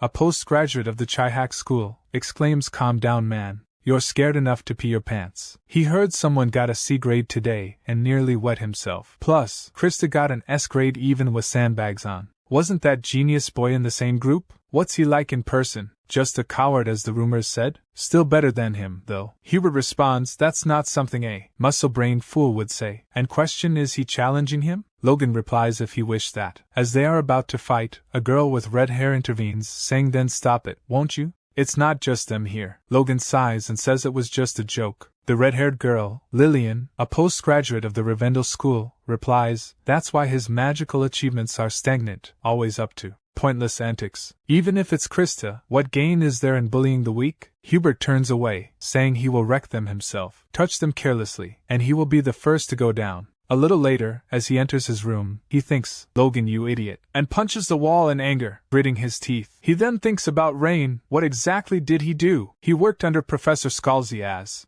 An assistant for 3 years, not chosen by blood ties but by skill? A guy who couldn't even earn a single rank. That shouldn't be possible. Meanwhile, Rain is sitting on his bed reading a blue book he received from an owl. He thinks Part 1 is about Lynn's life. Part 2 covers the magic and combat styles he has used. It's incomprehensible. Even if someone knows his identity, how did they know? And if they know, why haven't they made contact? As he sees the clock, he remarks it's already 2300 hours. Better turn off the lights before the housemaster comes. As he is about to turn off the light, his attention is grabbed by the book he left to Esther. He picks up the book and opens it. A large Rudian emerges from the book, surprising him, and he immediately releases the book and dashes backward. Seeing the Rudian, he notes, "That's an ancient rune school 8 Rudian. The one he made in his previous life? No, it's twice as big and much darker than before. Even so, to have persisted for as long as 300 years? But on whose magical power? And for what purpose?" His thoughts are interrupted as the Rudian sits on his finger. Then a system window pops up showing information. Progress in unique magic research can continue. Progress, 37%. Another window pops up showing different runes. Seeing them, he notes, this is something he researched in his past life to reach the sage level? These are the 12 original runes he tried in real battles 300 years ago. He thought all had failed, but the progress is at 37%? It shouldn't be possible for a 4-star magic like Rudian to check the progress of a 6-star magic. But if this is real, then he wasn't wrong in his path. If he continue this way, he can reach the truth. The sudden appearance of hope makes him instantly forget the sender of the book, erasing it from his mind in a flash. The following day, Rain put on his uniform, picked up his book, and noted then, shall he start with the research now? A little while later, as he arrived at campus, it began to rain. He thought unlike the north, where it gets chilly when it rains, the southern regions remain warm even during rain due to the influence of the Badancho mountain range. He started to walk in the rain, and shortly after, the instructor explained, this is a place where one can practice magic freely. For that purpose, a battlefield is perfectly suited. She will guide him. According to the dormitory supervisor, the battlefield is a place to train powerful magic with a broad range. Surrounded by high-level magic for damage prevention and restoration, he can recklessly cast spells without worrying about the surroundings. Just touch the entrance with his student ring to enter. Rain followed her instructions and touched the entrance with his ring. An announcement window popped up showing information. 1388th Rain Ludwick. Welcome to the battlefield. Currently, all 30 rooms are vacant. She remarked, please feel free to use them. Rain stated he would use room 15, the closest one. Then he teleported there and remarked, give him a target and make it a sturdy one. A magic circle appeared a little distance from him, and a golem emerged from it. Rain examined it and remarked, is it at the 2-star magic grade? That's not bad. Then he opened the book and read, the rune U imparts a wriggling trait to the molecules. If this rune is engraved on flame magic, the embers wriggle and burn persistently. Reading that, he closed the book and thought, let's start with this rune. He constructing a triangular magic circle and engraved the rune U. As he engraved the rune, the magic circle became unstable and disappeared. Then he thought, looks like 1-star magic doesn't work. In anger, he closed his fist and constructed 3 triangular magic circles simultaneously, engraving the rune U on all of them with great speed. This was followed by a small explosion, creating tiny red particles that Rain controlled and directed at the golem, covering it entirely. Seeing his magic from a distance, Hubert thought, what's this trash magic? It's 1-star magic, but he can't even use it properly? The characteristic of flame magic is to be noisy. But seeing how quiet it is, it looks like it's still at the basic stage. The rumor that he was an assistant under Scalzi seems to have been false. A little later, as Hubert left, the golem began to crack and fell to the floor. Rain sighed and thought he barely succeeded. The flame with the trait of U penetrates the target's body and melts it from within. That would be the intended effect. But it took 30 seconds to melt a 2-star sandstone golem. Does the rune need to be more refined? No, maybe it's a problem with the mathematical theory. Thinking that, a smile appeared on his face, and he thought, still, there's plenty of time to figure that out. No matter how much you mess up, you can solve it. He didn't realize magic research could be so thrilling. A little later, he sat down on the floor and looked at the system window. That provided information. Re-established the mechanics theory and modified the rune U to U. Rain thought, Rudian not only detects magic in the vicinity but also summarizes and reports the research conducted that day. Truly a precious existence. Then he noticed that progress had increased and thought, but it's increased by 0.1%? Did the mathematical theory improve, or did the rune become more refined? Maybe there's meaning in training this way. Don't think too deeply, there's plenty of time. At that moment, a strong wind disturbed him, and he thought, what's this? Then he saw Hubert casting his spell, and he thought it's just a novice mage from the Rohunam school. Meanwhile, Hubert used his spell to defeat one flying monster after another, filling the area with monsters' corpses. Seeing that, Rain thought, he's not bad. At least worth talking about. A while later in class, Professor Owen explained that the procedure for casting magic is divided into 3 steps. First is setting up the magic circle. Second is engraving the runes. Third is performing the mathematical calculations. Many magicians struggle with the third step, mathematical calculations. If there is a calculation error at any stage, a catastrophe occurs. To prevent such disasters, Archmage Lynn developed a mathematical formula known as the Lynn discriminate. He will give them an example. Use the Lynn discriminate to solve it. It might be overwhelming for their tiny brain capacities, so he will be generous and give them 10 minutes. This formula is made to be easy, so there shouldn't be anyone who can't solve it. Let's start. As Rain looked at the paper, he thought, who passed on this formula? They didn't even know about his formula and could barely add or subtract. Wait a minute, there's one person who comes to mind. That annoying little kid who claimed to be his disciple and stubbornly followed him around. Did Tarina sell it off as something he came up with? That's impossible. That was over 300 years ago. Then who could it be? His thoughts were interrupted by Krista, who said, hey. Rain asked, did she fail to understand something? Let him see. She replied, what nonsense is he talking about? She is the great genius, Krista Warden. He and his kind are beneath her, not to mention she is even smarter. Hearing her shouting, Professor Owen glanced at her angrily. She apologized, noting she wouldn't speak out of turn again. Rain asked, if not, that, so what is it then? She became a little nervous and handed him a box. Rain inquired, what's this? She replied, there are cookies inside. She made these cookies because she had some time left from magic training. He said she owed him before, didn't he? This is to repay that debt. Satisfied now? He thanked her, noting she was more diligent than he thought. As he opened the box and saw the cookies, he was shocked and asked, these really are cookies, right? She replied, yes. He then asked, did she use mud instead of flour? She shouted, they're real cookies. Meanwhile, hearing his shouting, Professor Owen threw a piece of chalk at her, which she blocked with paper. Other students started discussing. One student stated, he can't believe finding this was so easy. Lynn really was a genius. Another remarked, if they are talking about contributions to the magic world, he's like a god. Maybe he was an angel sent by a god. A green-haired girl exclaimed, talk some sense. He might have been the reincarnation of a great sage, but not a god or an angel. The brown-haired boy sitting next to her noted, he is telling her, he is right. She asked, what makes us so different? He replied, it must be their brain structures. She noted, he could freely handle any magic. She is so jealous. Hearing all this, Rain became a little shy and thought, please stop.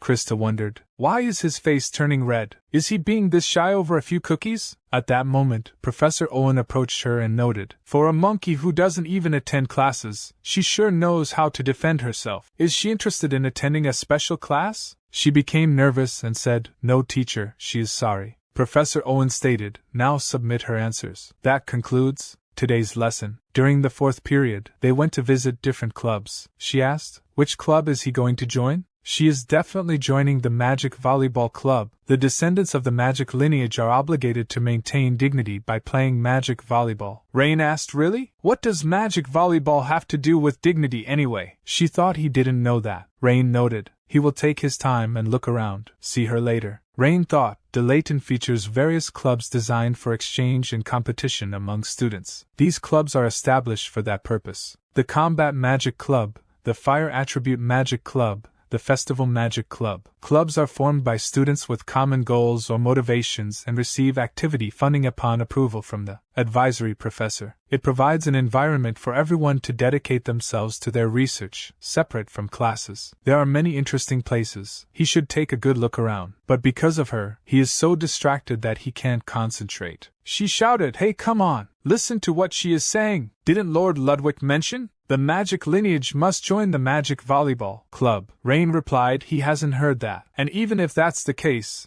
it's no problem. She inquired, really? He replied, his father won't meddle no matter where he go. Gertrude Panton asked, that can't be true. The Magic Volleyball Club is a royal club. He must join for the honor of the magic lineage. Rain inquired. It's not mandatory, is it? The Sculpture Magic Club seems more interesting to him, and this local development magic club as well. Rain thought of an old memory when Esther remarked, people were clinging to survival, but when the world became peaceful, everyone was gradually able to do what they liked. When Lynn grows up, the world will surely become prosperous. So she hoped Lynn can protect those lives. Gertrude Panton questioned, did he hear what she said? Where is he going? Rain exclaimed, he is going to check out the local development magic club. She thought, does he not know that magic volleyball is an essential part of the social gatherings of high-ranking magicians? The glory of the Ludwick family, which has competed with the Page family for over 100 years, might end with Lord Rain. But the eldest daughter of the Page family disappeared after a certain event. If the Ludwick family also falls from grace, is it time for the beginning of a new era led by Lady Krista? She excitedly turned around towards Krista, but she was nowhere to be seen.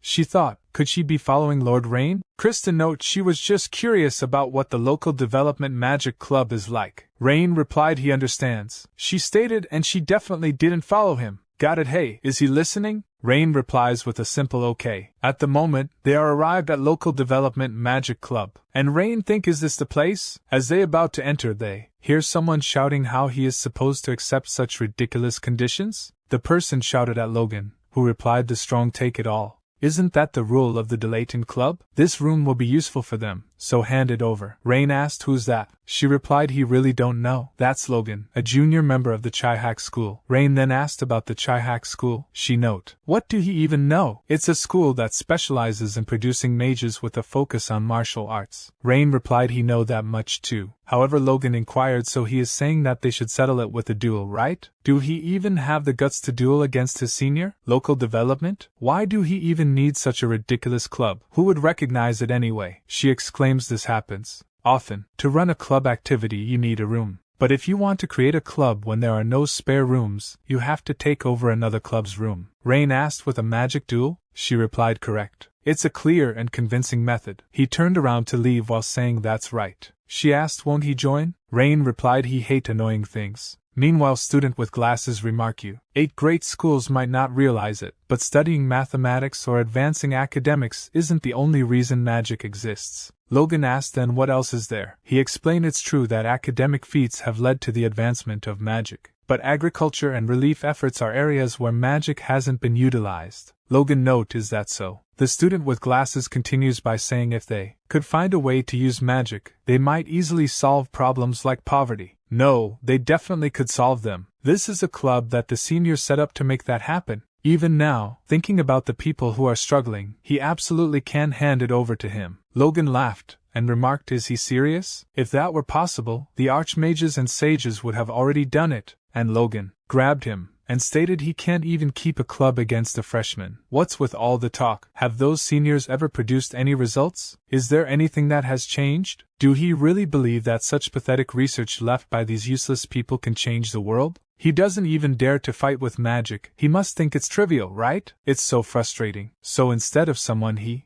don't know, how about helping him, the person right in front of him? Come on, it's easier to give up. He replied he can't do that.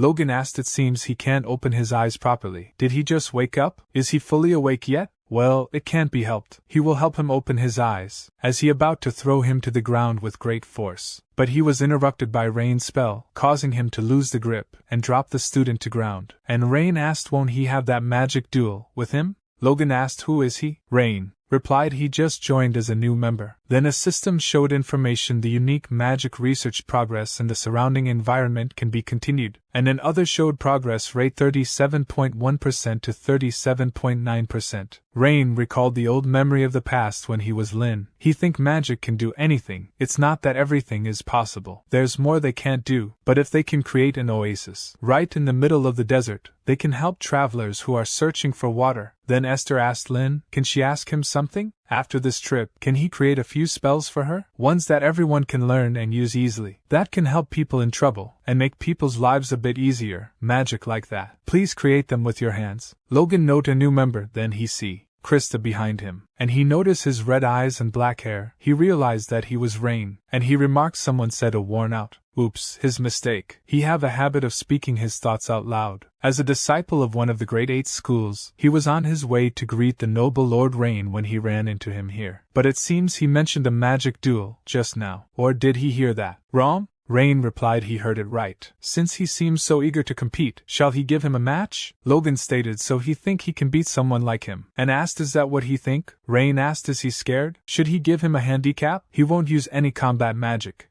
How about that? Is that still not enough? Then he will only use 3 spells developed by this club. In a surprise, Logan asked is he serious? Rain replied it doesn't seem like he is lose anyway. Logan stated this isn't just a failure, it's an utter oops, another mistake. But Lord Rain, do he know it takes 3 days to approve membership? So at this point, it's just a personal challenge. Rain exclaimed just gets to the point. Logan remarked if Lord Rain wins, he will give up on this club, and if any troublemakers show up, he will chase them away himself. But if he win, he will submit a withdrawal form to Delon. The reason for withdrawal could be, after meeting Logan from the Chihak school, he felt an insurmountable barrier. Hearing that Krista entered the room while saying is he kidding? He is just giving up on a club. Logan replied outsiders should shut up. Rain added right, Krista stay out of this. Krista noted hey, snap out of it. Do he even know what's going on? Rain replied do he need to know? He is going to win anyway. He decide the time and date. He is ready whenever. Logan asked so he accept the conditions? He will arrange for a professor to referee. No need to delay. Let's do it tonight at 6, at the Dragon Blood Arena. Then see him there. Logan remarked he really caught a big one this time. The dean and the elders will be pleased. It's going to be a fantastic day. Meanwhile Krista asked Hayu to participate in a magic duel. Did he forget his position here? Rain replied first year at Delon University. She demanded he stop joking around, but he remained unfazed as she glanced at him, turning away, while saying fine, do as he please. She is foolish to even concern herself with him. He asked why she's so angry. The senior student replied it's something logically incomprehensible, because he did it. Descendants of the magic lineage never engage in magic duels. At the moment, Rain notices a ring of dragon with its wings spread on the student finger. He thinks so he is a second-year student, and he asked why? The senior replied because there's too much to lose compared to what he gained. Honestly, he feel more puzzled than grateful. Why did he help? Rain stated it's not like he intended to help, but let's say it's for an assignment. The senior remarked anyway, he is grateful. But it seems like Lord Rain underestimates Logan too much.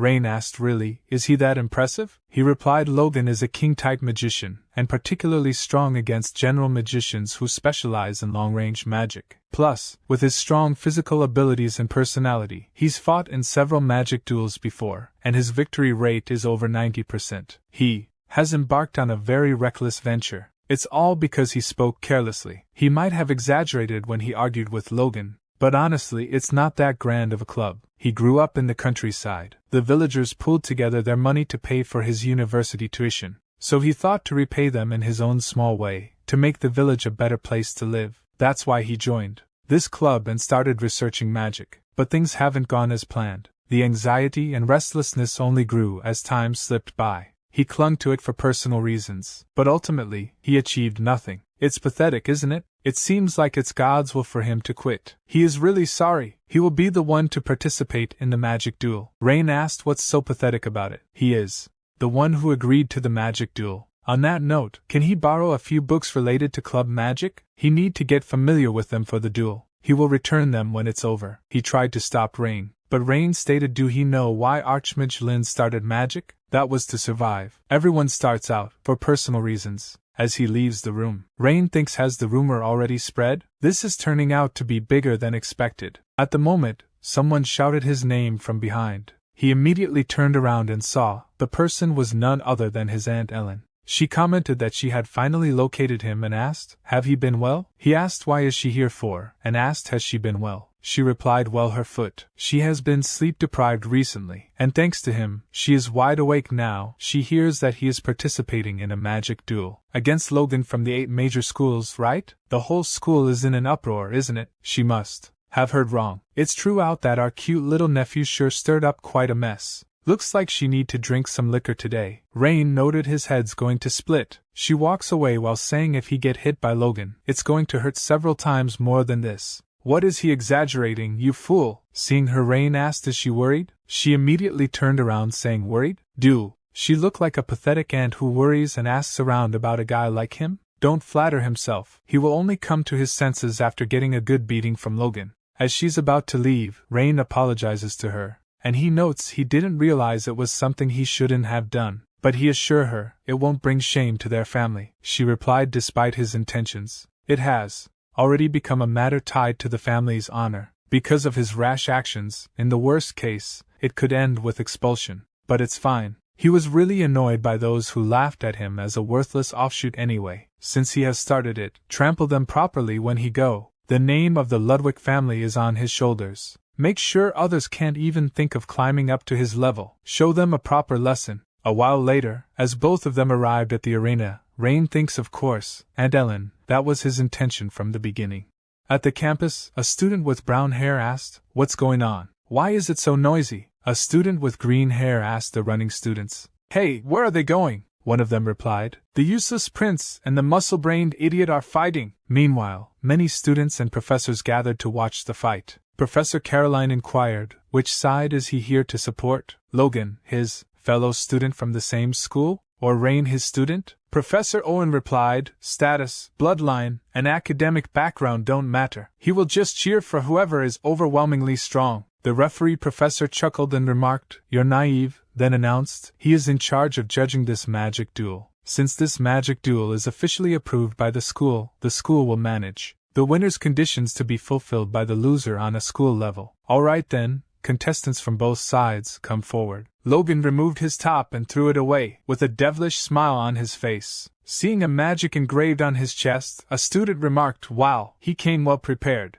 Isn't that a bit much for the useless prince? From the crowd, Krista noted, that's right, there's no way he can beat that. She was surprised when Gertrude Panton said, see, she came after all, Mississippi. She replied, she didn't come because she was worried. She came to watch that bastard get knocked around. Gertrude Panton replied she understood. Professor Caroline thought, it takes a long time for apprentice mages to activate their magic. That's why king mages, who can engage in close combat immediately, are a threat. So, how does he plan to deal with him? Rain Ludwick. However, Rain swung a wooden stick, surprising the professor and everyone watching as the wooden stick was revealed to be a broom. Logan stated, he thought he was holding some kind of wooden stick. But it's a broom? Seeing that, the gathered students started laughing, saying, is he here to clean? The genius prince is fighting with a broom.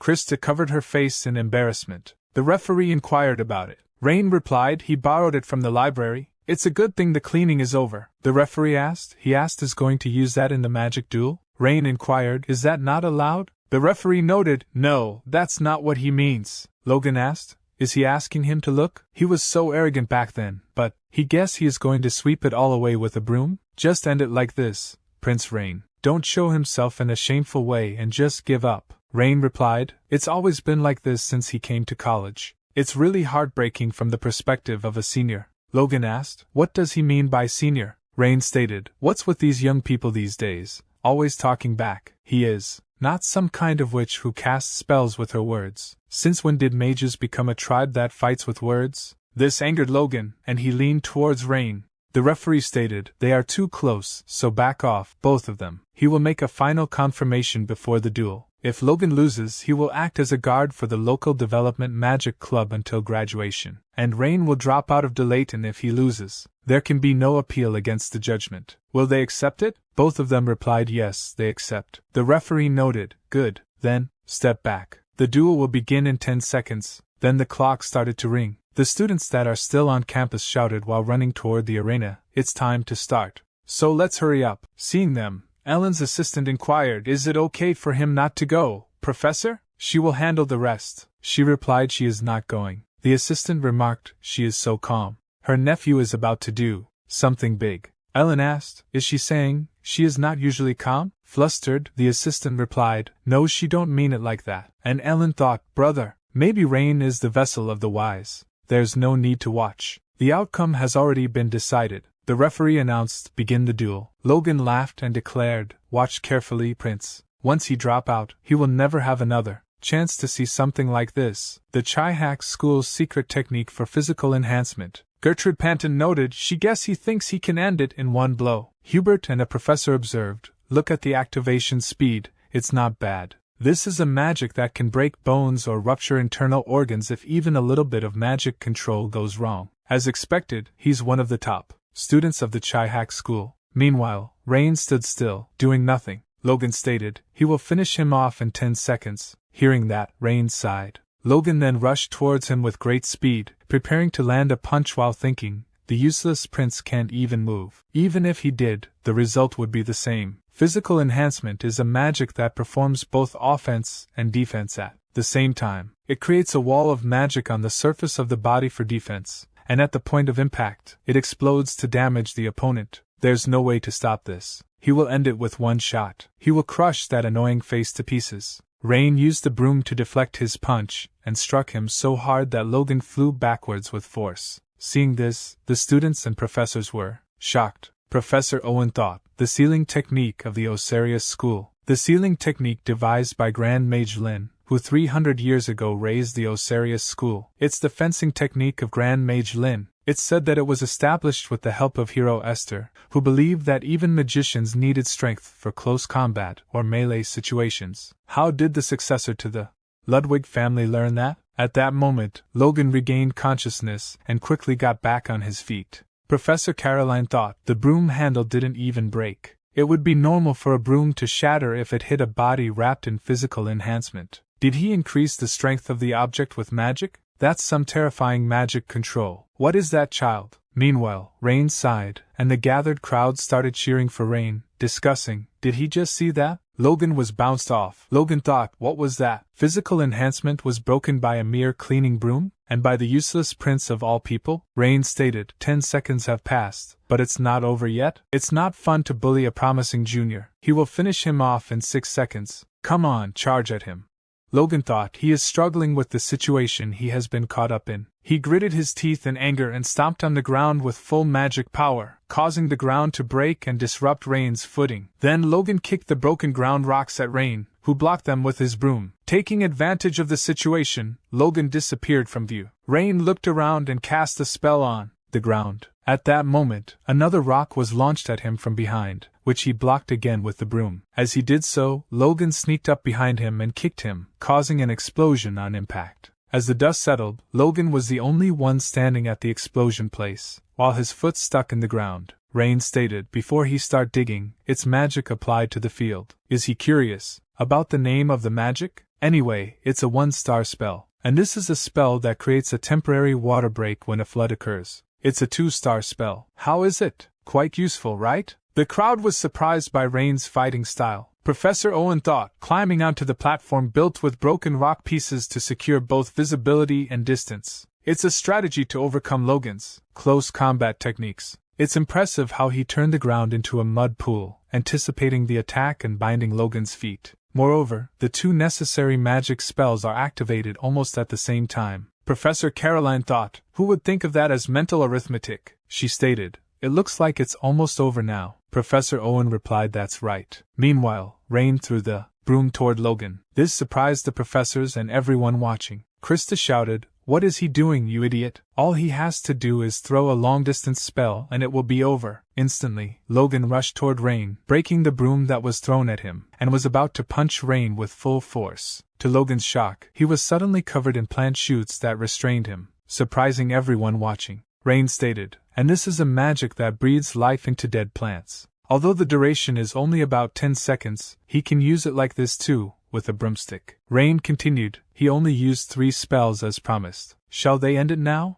Logan gritted his teeth in anger and cursed Rain. Logan thought, it can't end like this. He can't lose like this. But his thoughts were interrupted as the plant tightened its grip, causing him more pain. Rain noted, did he put in too much magic power? It's even worse because the vines are sticky. He needs to make improvements considering the nature of the plant and its ease of control. He then asked, do he feel pain? Don't worry, you'll be comfortable soon. Rain broke a branch from the plant and used it to scare Logan before moving away. Logan shouted, he said he did end it. Rain replied, what nonsense is he talking about? It's already over. Since he lost, keep his mouth shut. He knows it hurts when he is hit, right? From now on, Stop doing bad things and live a better life. The plant lifted Logan into the air. Logan thought, this is the first time he feels such a thing. The world of magic is a place where only the fittest can survive. The branches then released Logan, and he began to fall. Rain stated, he's hung on for quite a while. It's a fairly practical magic. He thought magic duels only end when one side surrenders or is completely stretched out. He then hit the falling Logan in the face and remarked, since the match was decided earlier, let's not count this as an attack. Logan's supporters, both students and professors, were shocked by his defeat. Rain turned to the referee, who announced, the winner is Rain Ludwick. The crowd of students cheered for Rain. At that moment, a senior student approached Rain and thanked him, asking, how can he ever repay this kindness? Rain asked, what kindness? The 3 spells he wrote.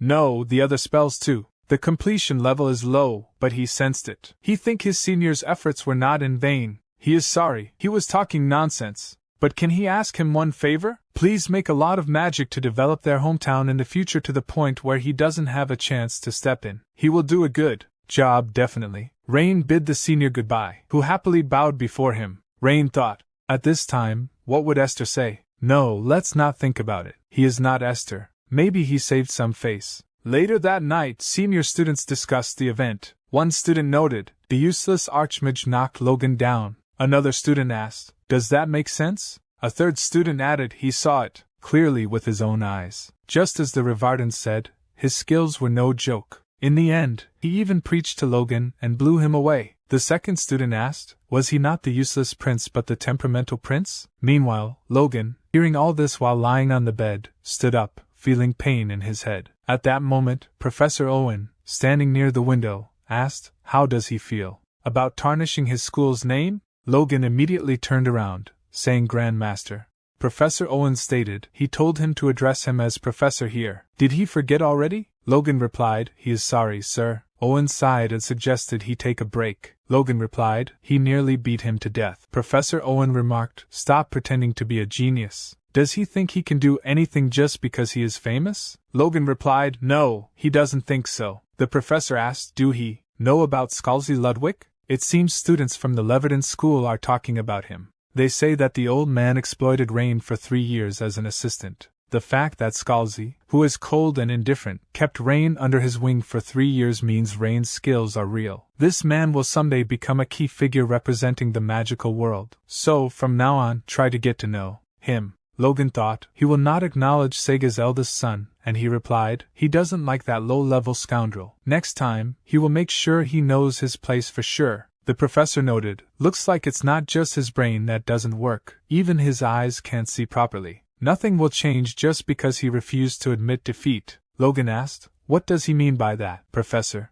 Owen remarked, he means that right now, he is looking at someone who was injured in a solo fight, which is supposed to be his specialty. It seems like he can't realize that Rain was the one who spared him in the fight. He is the one who experienced Rain's strength up close. But if he can't come to a conclusion, then do as he wish. And since he lost the battle, make sure to keep his promises. That's all. Logan thought he admit he's strong, but he wasn't afraid of him. He was just concerned with saving face. That's it. 15 minutes ago, before the duel between Rain and Logan, at Delon Central Library, Rain noted this library is the largest in the Empire, contains a diverse collection of historical books and personal records, in addition to a massive amount of other books. Regardless of how he think about it, it's strange that he inherited the story of the great man and his memoirs. Rain asked, where can he find these books? The librarian replied, if it's these books, here it is. The first book was Life and the Salvation of Kai's Castle. The second was Freed, the Priestess of the Fire Dragon. A smile appeared on Rain's face as he looked at the books. He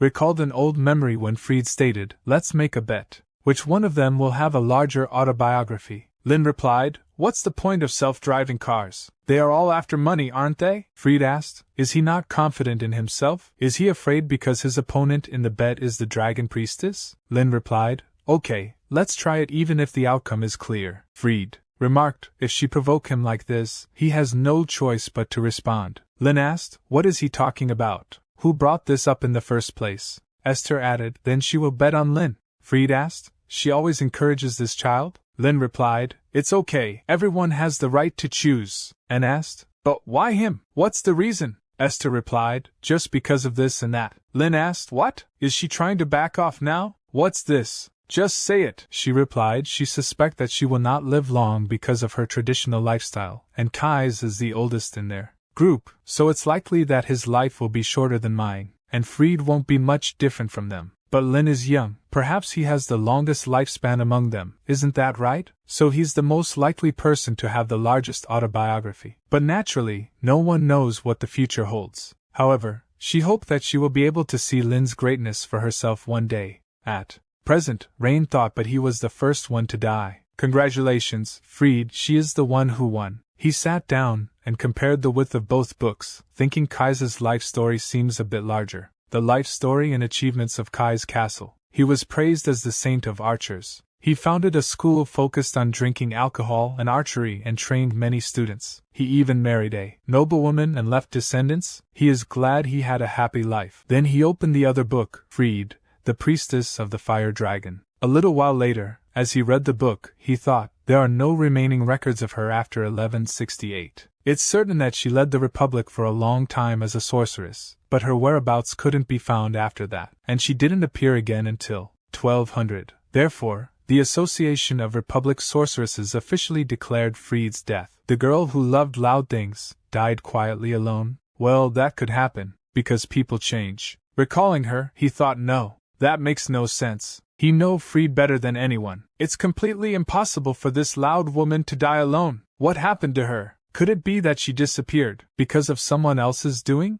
The mage who saved the world, without anyone knowing she disappeared. He paused, realizing he was damaging the pages by gripping them too tightly. Gently, he released the pages and smoothed them out with his hand. He thought, this book won't be enough. Should he also search in the books about the Republic? Just then, junior librarian Karen approached him and said, if he is looking for Esther's history, please read this book. She personally recommended it. Rain considered, is this a book about Esther? Then there's no need for him to see it, he replied. Thank you for that. As he looked at the book's title, his eyes widened in surprise. Terena, the Virgin of Ash. As he was about to delve deeper into his thoughts, she asked, sir, does he need anything else? He replied, oh no, nothing. Thank you for recommending the book. He started reading Terena, the Virgin of Ash. That bold girl became a priestess. The shaman who leads the spirits holds the highest rank among sorcerers. It's not a position just anyone can attain. Did she become a priestess as Fried's successor?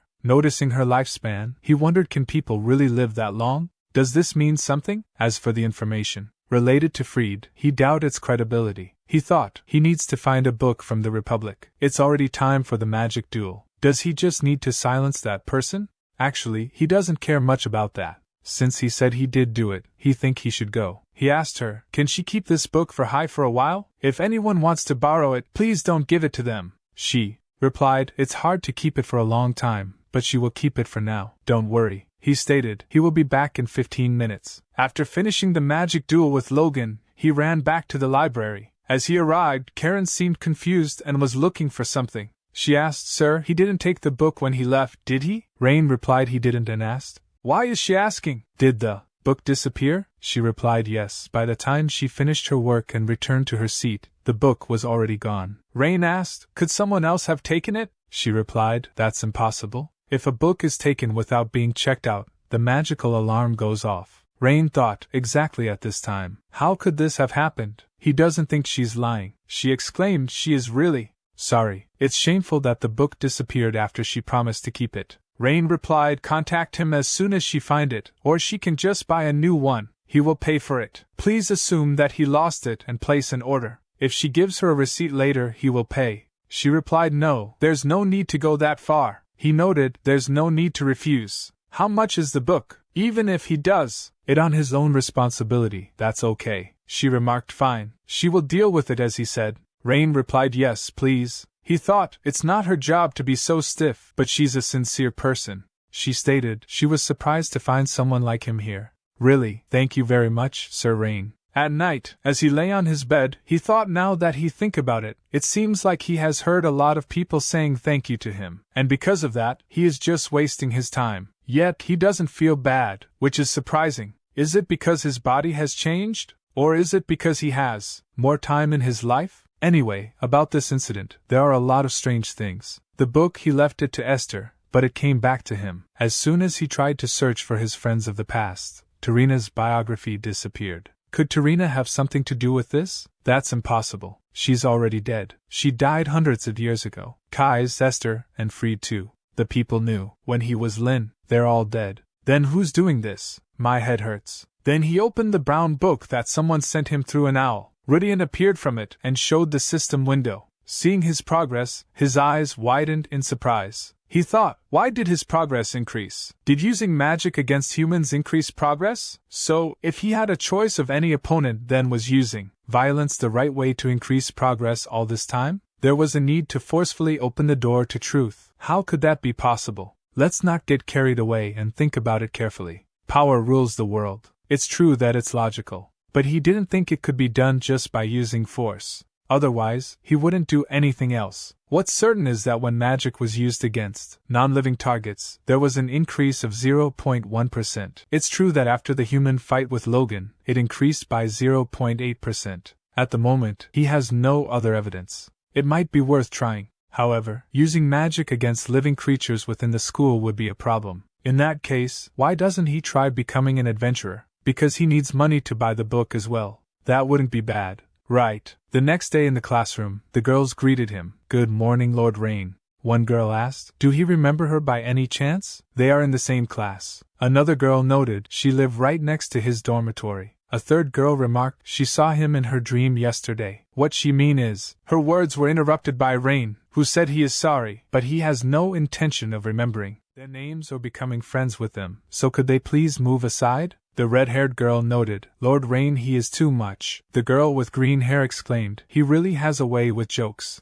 The girl with brown hair remarked, there's no need to be so shy. Hearing that, a boy with green hair noted, hey, look over there. Rain is deceiving those girls again. Look at him, flirting with them. First thing in the morning. Does he not have classes? Another student replied, truly, he's the top when it comes to charisma. Krista approached the girls and stated, hey there, can they please clear the way? The girls returned to their seats. Gertrude Panton approached Rain and whispered, Lord, wasn't his real nickname the Casanova? Then she moved away with a smile. Rain sighed and said hey to Krista, who remarked, could he please not talk to her? Rain became confused, asked why is she angry? She replied she told him not to talk to her. Didn't they discuss this before? She said she wouldn't care anymore. Rain thought, is she angry because of the magic duel? And stated, that's right. They are either friends nor anything else. She noted, she is not exactly angry. Honestly, it was quite satisfying. His act of pretending to be weak despite being strong was truly unsightly. A strong person should show their strength. So straighten up and walk with confidence. He defeated both her and Logan. Besides, thanks to that, now he can trample him without hearing any talk of bullying the weak, so she is thankful. Be prepared. Next time she won't just flatten him, she will grind him into powder. Meanwhile, one student exclaimed, hey, it looks like Rain, the Prince of Charisma, and the valedictorian are going to clash.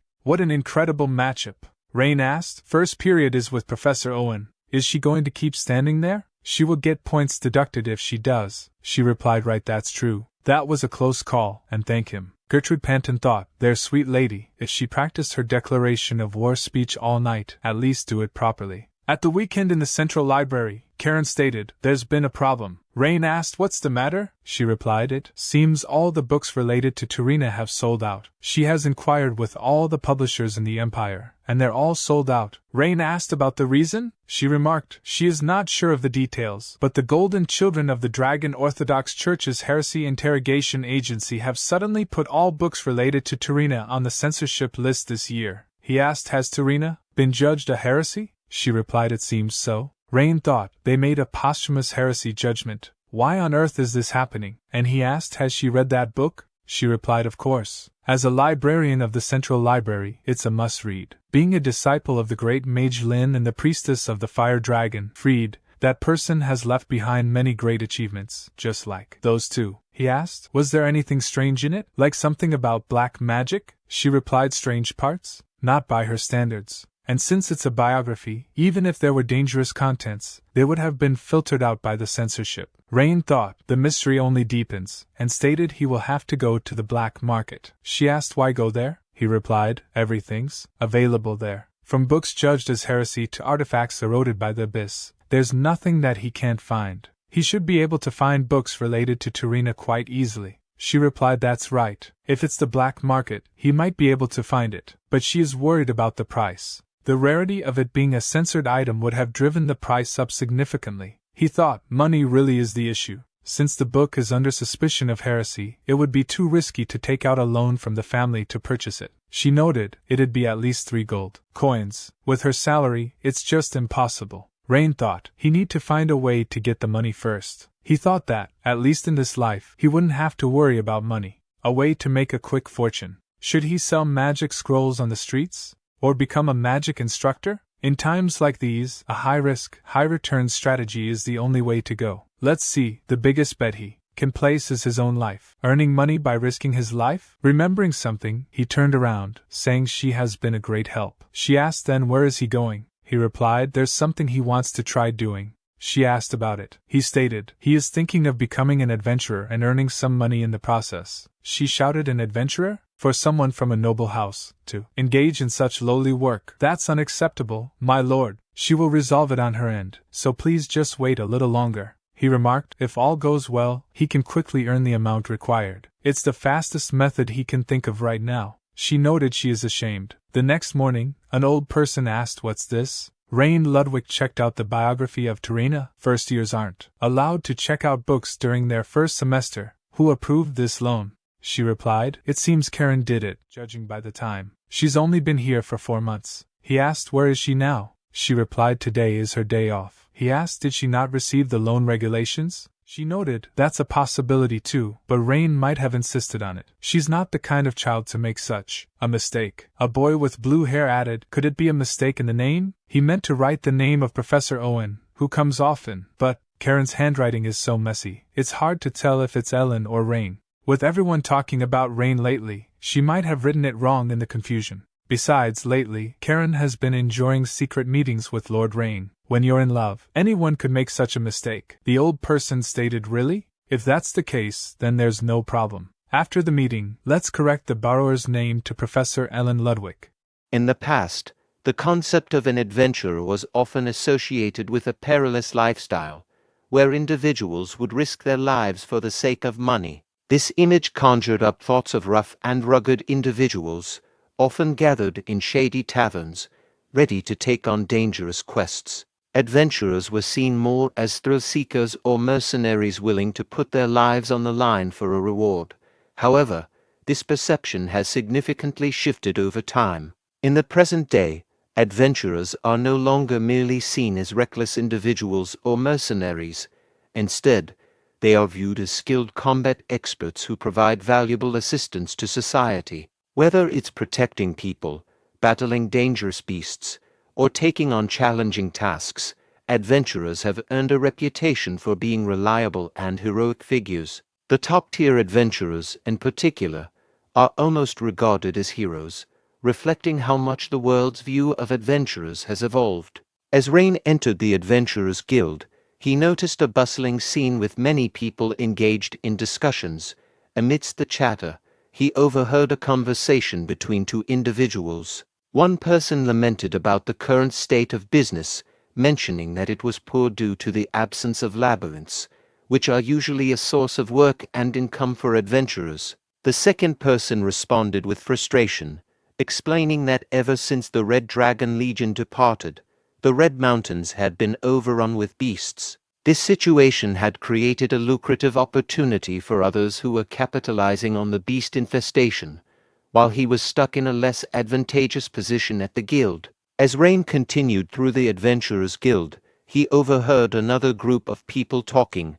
One person, wearing a pink scarf, mentioned that there was a lot of commotion lately about rat spiders. A second person with blue hair responded, noting that their numbers were indeed alarming and questioning if they were dangerous. A third person, wearing a brown scarf, acknowledged the danger but pointed out that the bounty for dealing with them was quite attractive. Rain then approached the front desk, where a girl greeted him and inquired how she could assist. She noted his uniform and identified him as a student from Delon. Rain expressed his intention to register as an adventurer. The front desk girl asked if he had any identification. to which Rain provided his student ID card. He then inquired about the registration time. The girl informed him that, given his status as a Delon student, his identity could be verified immediately, and the process would take no more than 10 minutes. As she examined his ID, she noticed his family name, Ludwick, and was taken aback, realizing he was from a prominent and influential noble family. She wondered why someone of his background would want to become an adventurer and gazed at him with curiosity. Rain interrupted the front desk girl's thoughts by asking if there was anything else he needed to do. She handed him a form and instructed him to fill out the required information, specifically noting the importance of the last section. Curious, Rain asked about this section. She explained that it was a special agreement for nobles, which included a clause stating that the guild would not be responsible for any personal issues arising from adventure activities. She mentioned that this agreement was established due to past instances where many people, about 100 years ago, had tried to hold the guild accountable for such issues. Rain responded with an understanding, acknowledging the reason behind the special agreement. The front desk girl then handed Rain his adventure badge and informed him that his registration was complete. His current rank was Iron. She explained the ranking system. Ranks progress from Iron to Bronze, Silver, Gold, Platinum, and finally Diamond. Rain inquired if everyone starts at Iron rank. She clarified that not necessarily. One's combat experience or skills prior to becoming an adventurer can influence the starting rank. For mages, the rank reflects their adventure grade based on their skills and ability to handle requests.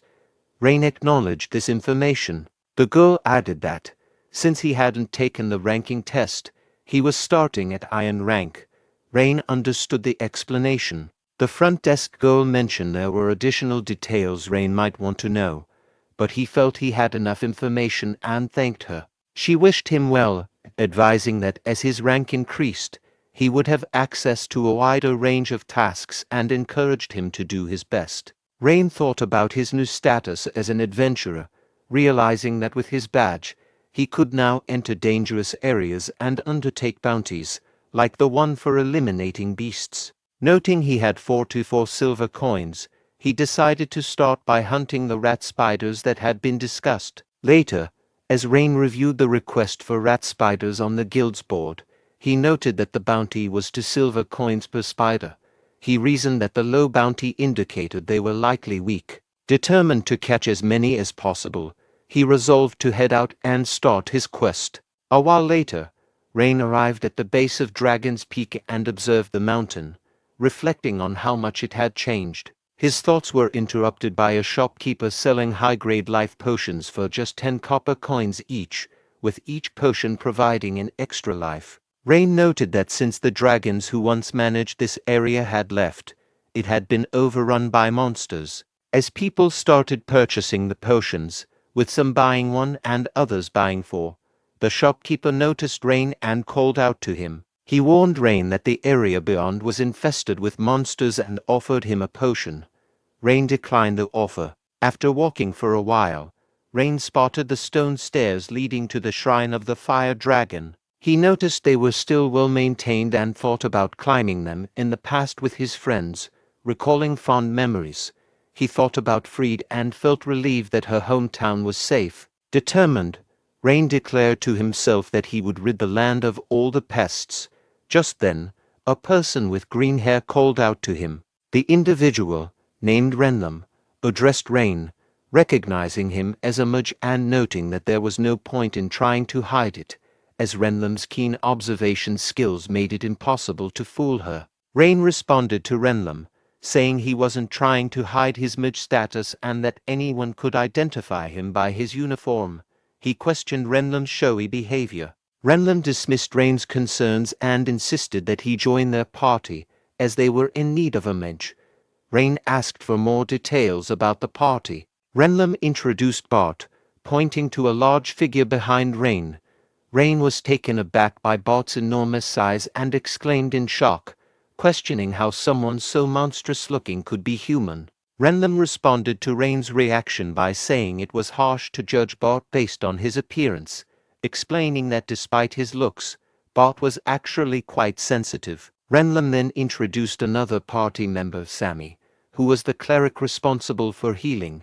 Sammy greeted Rain warmly, saying he was pleased to meet him and was in charge of healing. Renlam introduced herself as a genius archer and encouraged everyone to do their best. Meanwhile, Rain questioned whether the group was a criminal gang, targeting rookie adventurers. Renlam asked why Rain would think they were a criminal gang. Rain expressed his suspicion, questioning if Renlam's group was involved in human trafficking, pretending to recruit party members only to kidnap them. This accusation visibly shocked Renlam. Meanwhile, Rain noticed Bart's intense gaze, which made him a bit uneasy. He challenged Bart, ready to fight, but was surprised when Bart's eyes welled up with tears and he began crying. Renlam quickly reassured Bart, telling him not to cry and explaining that such misunderstandings were not uncommon. Rain sighed and asked Renlam why they would want someone like him, an iron-rank adventurer, in their party. Renlam reassured Rain, saying that ranks didn't matter to them. She explained that she could judge people's strength by their scent and mentioned that Bart was concerned about Rain facing the monster-infested mountain path alone. Rain's thoughts then drifted to Esther. Sammy added that many young adventurers came to the area to earn money and often ended up in accidents, but they were not forcing Rain to join them. He was free to go alone if he preferred. Feeling a bit disappointed for having initially misjudged them, Rain thanked them for the advice and said he was more comfortable working alone as he moved away. Renlam acknowledged Rain's decision with understanding and reassured Bart not to worry too much. She then announced that they would hunt the rat spiders themselves, having already identified their habitat, and expressed determination to succeed this time. Rain, overhearing their conversation, turned on and grabbed Renlam's shoulder just as she was about to explain her plan. Rain introduced himself and offered his magical assistance if needed. With this, Rain decided to join the party. He set off with Renlam, Bart, and Sammy to hunt the rat spiders. After a while of searching for rat spiders, Rain commented that they had been walking for a long time without seeing any signs of the creatures and questioned if they were really present. Bart explained that rat spiders were very shy and typically avoided human sight, but their presence could be detected by marks where they had gnawed on trees. He reassured Rain that the creatures must be nearby. Bart then proposed that the profits from their hunt be divided into 4 parts, which Rain agreed to. While Renlam examined the tracks left by the rat spiders, Sammy asked Rain if it was his first time as an adventurer, and if he knew the habits of rat spiders. Rain admitted he did not and requested an explanation. Sammy explained that rat spiders are monsters with the head of a rat and the body of a spider. Their colony is structured with a queen, soldiers, and workers. The worker class are omnivorous pests that gnaw at trees, while the soldier class is aggressive towards humans. Rain inquired about the queen, noting that she wasn't mentioned in the request.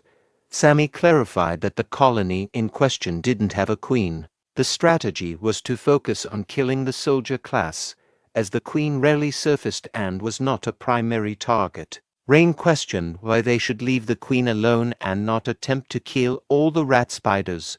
Bart explained that the queen was far more dangerous than the soldiers. Capturing the queen would require a large-scale operation and significant resources, so their focus was on eliminating the soldiers who posed a direct threat to daily life. Rain wondered if a monster of the queen's level would have a substantial bounty. Renlam, inspecting the long grass nearby, advised against pursuing the queen, stating that even experienced adventurers like herself and Bart would find facing her challenging.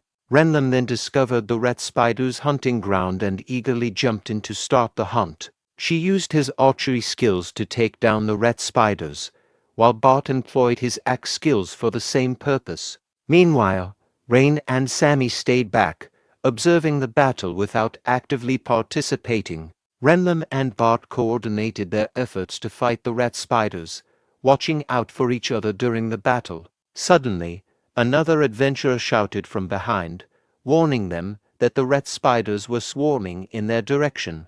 Renlam realized that the rat spiders had picked up their trail and were following them. She instructed Bart to finish off the current swarm quickly to prevent the approaching adventurers from interfering. Bart complied and increased his pace. Meanwhile, Rain observed as Bart, Renlam, and the other adventurers' party continued to combat and eliminate the rat spider swarm. Rain questioned whether he really didn't need to fight, given that they had agreed to split the profits equally. Sammy responded that his role was to assist with lighting the campfire and preparing drinking water later on. Rain expressed confusion about why they had recruited him. He wasn't expected to join the battle. Sammy explained that Renlam and the others genuinely wanted to help him, just as they had helped Sammy when he needed money for a priesthood exam. Sammy shared that even though he had earned enough money, they continued to include him in their party, which made him feel valued and supported. Rain asked if this support was an example of unconditional love, suggesting it sounded like something that would please a deity. Sammy agreed, noting that while he wasn't sure why, he felt a profound sense of camaraderie with Renlam and Bart that went beyond religious or divine explanations. He described it as a genuine desire to be together, as fellow human beings, which made their time together enjoyable and overwhelming. Feeling slightly embarrassed for oversharing, Sammy apologized to Rain, saying he felt it was inappropriate for someone who serves a god to talk so much about personal feelings. Rain remarked on how pleasant it was to travel with others, recalling his own experiences traveling with friends and specifically thinking about Turina. He then asked Sammy if he knew anything about Turina. Sammy recognized the name Turina, referring to her as the Priestess of Ashes, and confirmed that he knew about her. When Rain asked if Turina had ever been labeled a heretic by the church, Sammy responded that he thought she might have been, but he wasn't entirely sure. Meanwhile, a blue-haired adventurer chased a fleeing rat spider and quickly caught up to it. Just as he was about to kill the rat spider, a massive rat spider appeared before him, startling him. His shocked reaction was followed by screams echoing through the forest. Hearing the commotion, everyone became alert and looked around, wondering what was happening and if something was approaching them. At that moment, the enormous rat spider emerged from the dense forest, carrying the corpse of the adventurer who had been screaming earlier. Bart and Renlam, witnessing the terrifying sight, were visibly nervous and questioned the reality of the situation. Meanwhile, the other adventurers were horrified and began sweating profusely upon realizing that they were facing the Queen of the Rat Spiders. Seeing the Queen of the Rat Spiders, Rain turned to Sammy and asked what was happening, noting that they had been told the Queen never came above ground. Sammy, equally shocked, remarked that the Queen was unusually large, twice the size of a normal queen, and that there were no records of such a creature in any documents. Renlam explained that the Queen's appearance was a consequence of having left it alone for too long. The Rat Queen emitted a deafening scream that caused Rain's party to become dizzy and experience pain in their heads. Meanwhile, the other adventurers, overwhelmed with fear, began fleeing from the Queen. Bart, trying to maintain control of the situation, urged the adventurers not to turn their backs on the Queen and to confront it head-on. At the same time, Sammy observed a group of rat spiders nearby reacting to the Queen's scream. Sammy quickly warned Bart and Renlam that they needed to retreat. Rain questioned why they should retreat over just one large creature. Sammy explained that it wasn't just about the Queen. When she appeared, the other rat spiders would form a slaughtering horde. As the rat spiders began attacking the fleeing adventurers, Renlam started fighting them off, expressing frustration and criticizing the newbies for their lack of courage. Bart advised Renlam that simply dealing with the rat spiders would not be sufficient and that they needed to target the Queen directly. Renlam agreed and gave orders to Sammy to care for the injured newbies, while instructing Rain to protect Sammy. Renlam then focused on the Queen, drawing her attention to Queen and launching 4 arrows simultaneously, all of which struck her. Observing Renlam's simultaneous arrow attack on the Queen, Rain thought of the impressive impact shooting technique called Kai's. Meanwhile, A group of rat spiders charged at Renlam, but was swiftly defeated by Bart's axe attacks, which surprised Rain. Bart then charged towards the queen, who was injured from Renlam's arrows. He leaped into the air and delivered a powerful axe strike aimed at the queen's head. As Bart's axe attack landed on the queen, the fleeing adventurers believed it was a decisive blow, thinking they had successfully defeated the queen. Rain, however, noticed a black substance oozing from the queen's injury and shouted at Bart to move away, warning him that touching it could be deadly. Bart, hearing the warning, released his grip on his axe and quickly jumped back. Sammy then observed the substance and identified it as a black liquid, not blood. The group was astonished to see the queen still moving despite the severe injury. The queen used her hand to remove Bart's axe from her wounded head, revealing that the axe was melting due to the black liquid. In a startling display, the queen regenerated her injured eye and head, shocking everyone with the unexpected recovery. Suddenly, the queen lunged at Bart, biting his left arm. Bart experienced intense pain and struggled to free his arm from the queen's grasp. Meanwhile, Renlam shot an arrow at the queen while being attacked by two rat spiders. The arrow struck the queen in the face, but Renlam continued to fend off the surrounding rat spiders, shouting, "Get lost, you weaklings, get out of my way." Seeing the group struggling against the queen, Sammy turned to Rain and told him to join the fight and attack the queen, assuring Rain that he was fine. Rain did not immediately respond to Sammy because he was preoccupied with thoughts of the black liquid, which he recognized as dark poison associated with black magic that devours the soul. He realized that this was the same dark magic that had killed him in the past and began to sweat profusely. As he looked around, Rain concluded that a black magician must be nearby. Having strengthened the queen, he suspected that these dark magicians were close by. Sammy, noticing Rain's distress, grabbed his shoulder and urged him to get a grip, explaining that he was the only one left who could use attack spells, as Sammy himself couldn't. Sammy expressed his concern about not wanting to lose their comrades. Rain then turned around and saw that Renlam was being pinned down by several rat spiders and Bart's left hand was still trapped in the queen's jaws. Rain asked urgently how much they would earn for taking down the queen, requesting the information quickly. Sammy informed Rain that taking down the queen would yield around 20 gold coins, which was equivalent to the bounty for 1,000 rat spiders. Rain considered this a worthwhile reward and decided to act.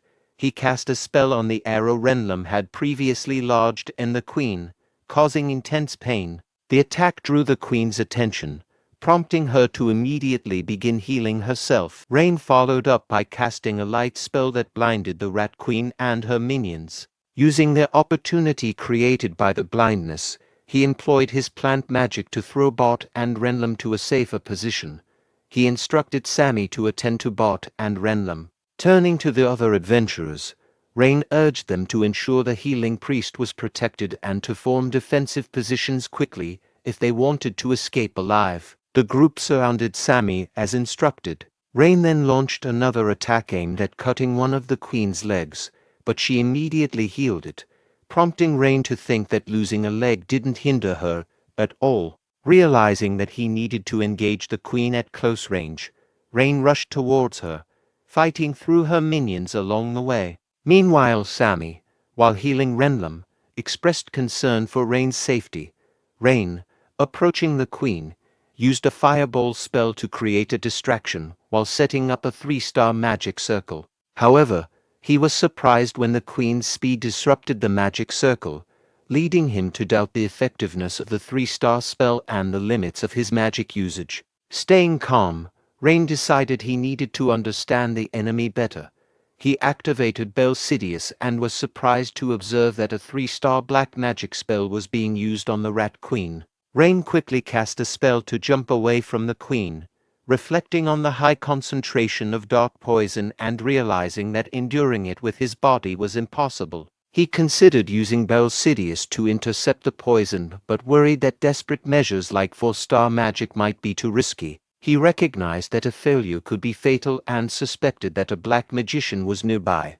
Faced with this high risk, Rain was torn, feeling desperate and unsure of what action to take. As Rain struggled with his thoughts, Renlam, observing him, believed Rain must have a plan. Despite his injuries, Renlam got up and moved towards the queen. Sammy, noticing Renlam's severe bleeding, urged him to lie down, but Renlam insisted she was fine. Sammy continued to argue that Renlam was not okay. In response, Renlam shouted Sammy's name and instructed him to take care of Bart. Renlam moved forward toward the queen, fighting off rat spiders along the way. An adventurer, noticing Renlam's condition, asked if she was okay. Renlam told him to stop worrying about her and to focus on dealing with the smaller rat spiders. Meanwhile, Rain continued to ponder his strategies and concluded that their current approach wasn't effective. He decided that retreating for now was necessary. Rain's thoughts were interrupted when he heard something smashing into the trees. Turning around, he was shocked to see the queen hurling her offspring at him. One of the thrown offspring hit the branch where Rain was sitting, causing it to break and making Rain fall to the ground. The queen immediately rushed to attack him, but Rain managed to defend himself by casting an earth wall spell to block her attack. As Rain was concerned about how to handle the queen, an arrow struck the queen's eye, causing her significant pain. Rain was perplexed as the queen removed the arrow, and her eye quickly regenerated. The arrow had been fired by Renlam, who then taunted the queen, saying, "She told queen not to ignore her, damn rat bastard." The queen charged towards Renlam, who nervously smiled and dropped her bow, standing still.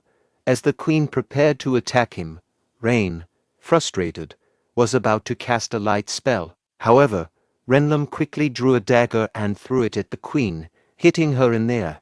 The queen fell to the ground from the impact, and Renlam managed to evade the queen's attack. Renlam declared she would distract the queen and urged Rain to take her down. Rain thought he could remain unseen by hiding behind a rock to prepare a spell. Meanwhile, Renlam, severely injured and mentally exhausted, continued dodging attacks despite his weakened state. He pleaded with his body to hold on just a little longer, but his strength gave out. The queen then landed a direct hit on her, causing Renlam to crash to the ground. Sammy attempted to assist Renlam, but other adventurers stopped him, warning that it was too dangerous. Meanwhile, Rain continued preparing his spell to attack the queen. As the queen aimed to crush Renlam, Sammy rushed forward and intervened, saving Renlam from the attack. Renlam, surprised, asked Sammy what he was doing.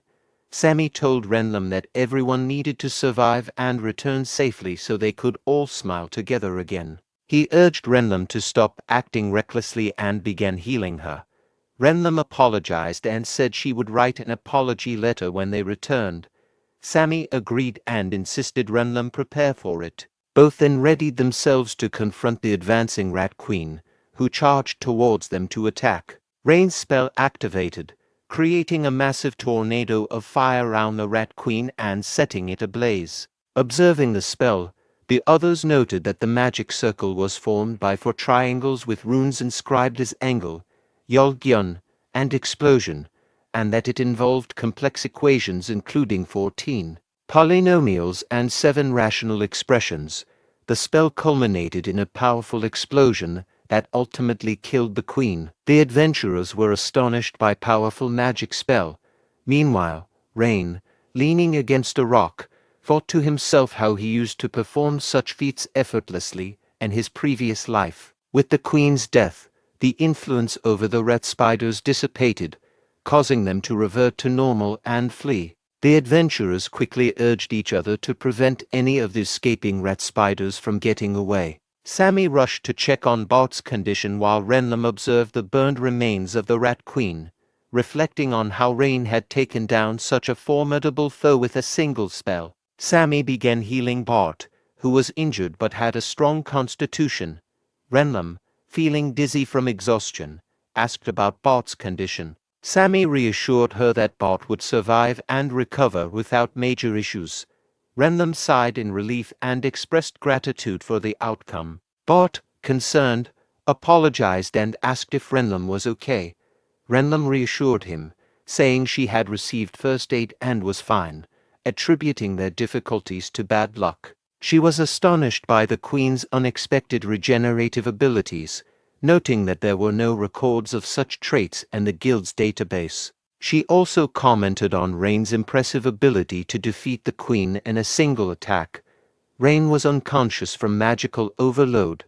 Sammy checked on him and assured that he would recover with rest. Renlam realized that Rain must have cast the powerful fire spell, and Sammy agreed. Renlam questioned why Rain had hidden behind a rock despite the Queen being in sight, noting that revealing himself would have gained him recognition. Sammy wondered about Rain's decision to stay concealed.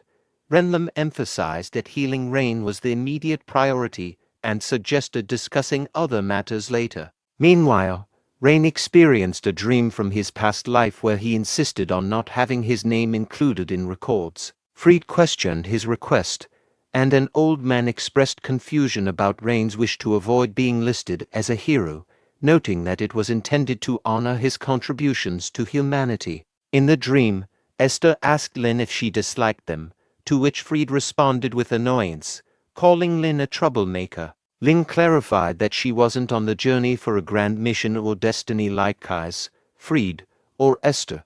Instead, his journey was driven by personal curiosity and coincidence. He felt he didn't deserve to have his name included in records, fearing it might tarnish their reputation. Kai's then patted Lynn's head. Fried commented on Lynn's growing cuteness, calling his a reckless kid. Esther, surprised, asked if Fried was genuinely worried about that. Lynn clarified that his concern wasn't about worry but rather a logical observation. Esther reassured Lynn that despite what he might think, he was an important member of their party and shouldn't focus on self-sacrifice. Fried told Lynn to continue being himself, as usual, while Esther affirmed that the world recognizes him as a great mage of the hero's party. Rain then woke up, finding himself being carried by Bart.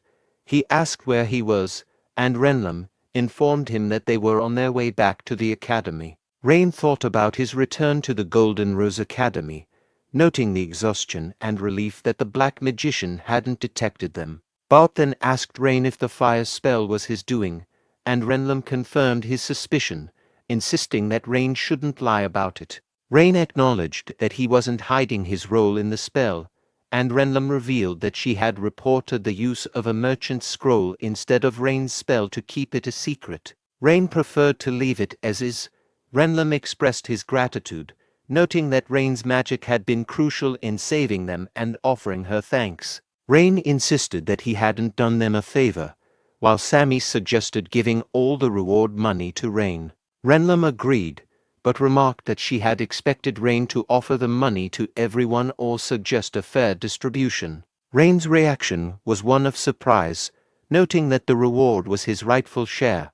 Renlam reflected that she might have expected too much from Rain. Rain, initially joking about keeping all the reward, later clarified that he only needed 5 gold coins and suggested the rest be split among the others. Bart insisted that Rain deserved the full reward, while Renlam emphasized that they owed Rain their lives and urged him to take the reward. Despite their insistence, Rain tried to downplay his contribution, telling them to take what they needed. Rain acknowledged Renlam's suggestion that they had all come together because of Renlam's efforts. Renlam proposed using their current situation to build connections, aiming to become the best adventurers, and Rain agreed that it was a good idea. Sammy then reminded Rain of his earlier question about Turina and shared that, based on some overheard information at the parish, Turina had reportedly engaged in black magic in his later years. This marks the conclusion of the 4th part of this manhwa. To show your support for the channel and help speed up the release of recaps for your favorite manhwa, please consider subscribing to the channel. Looking forward to seeing you in the next video.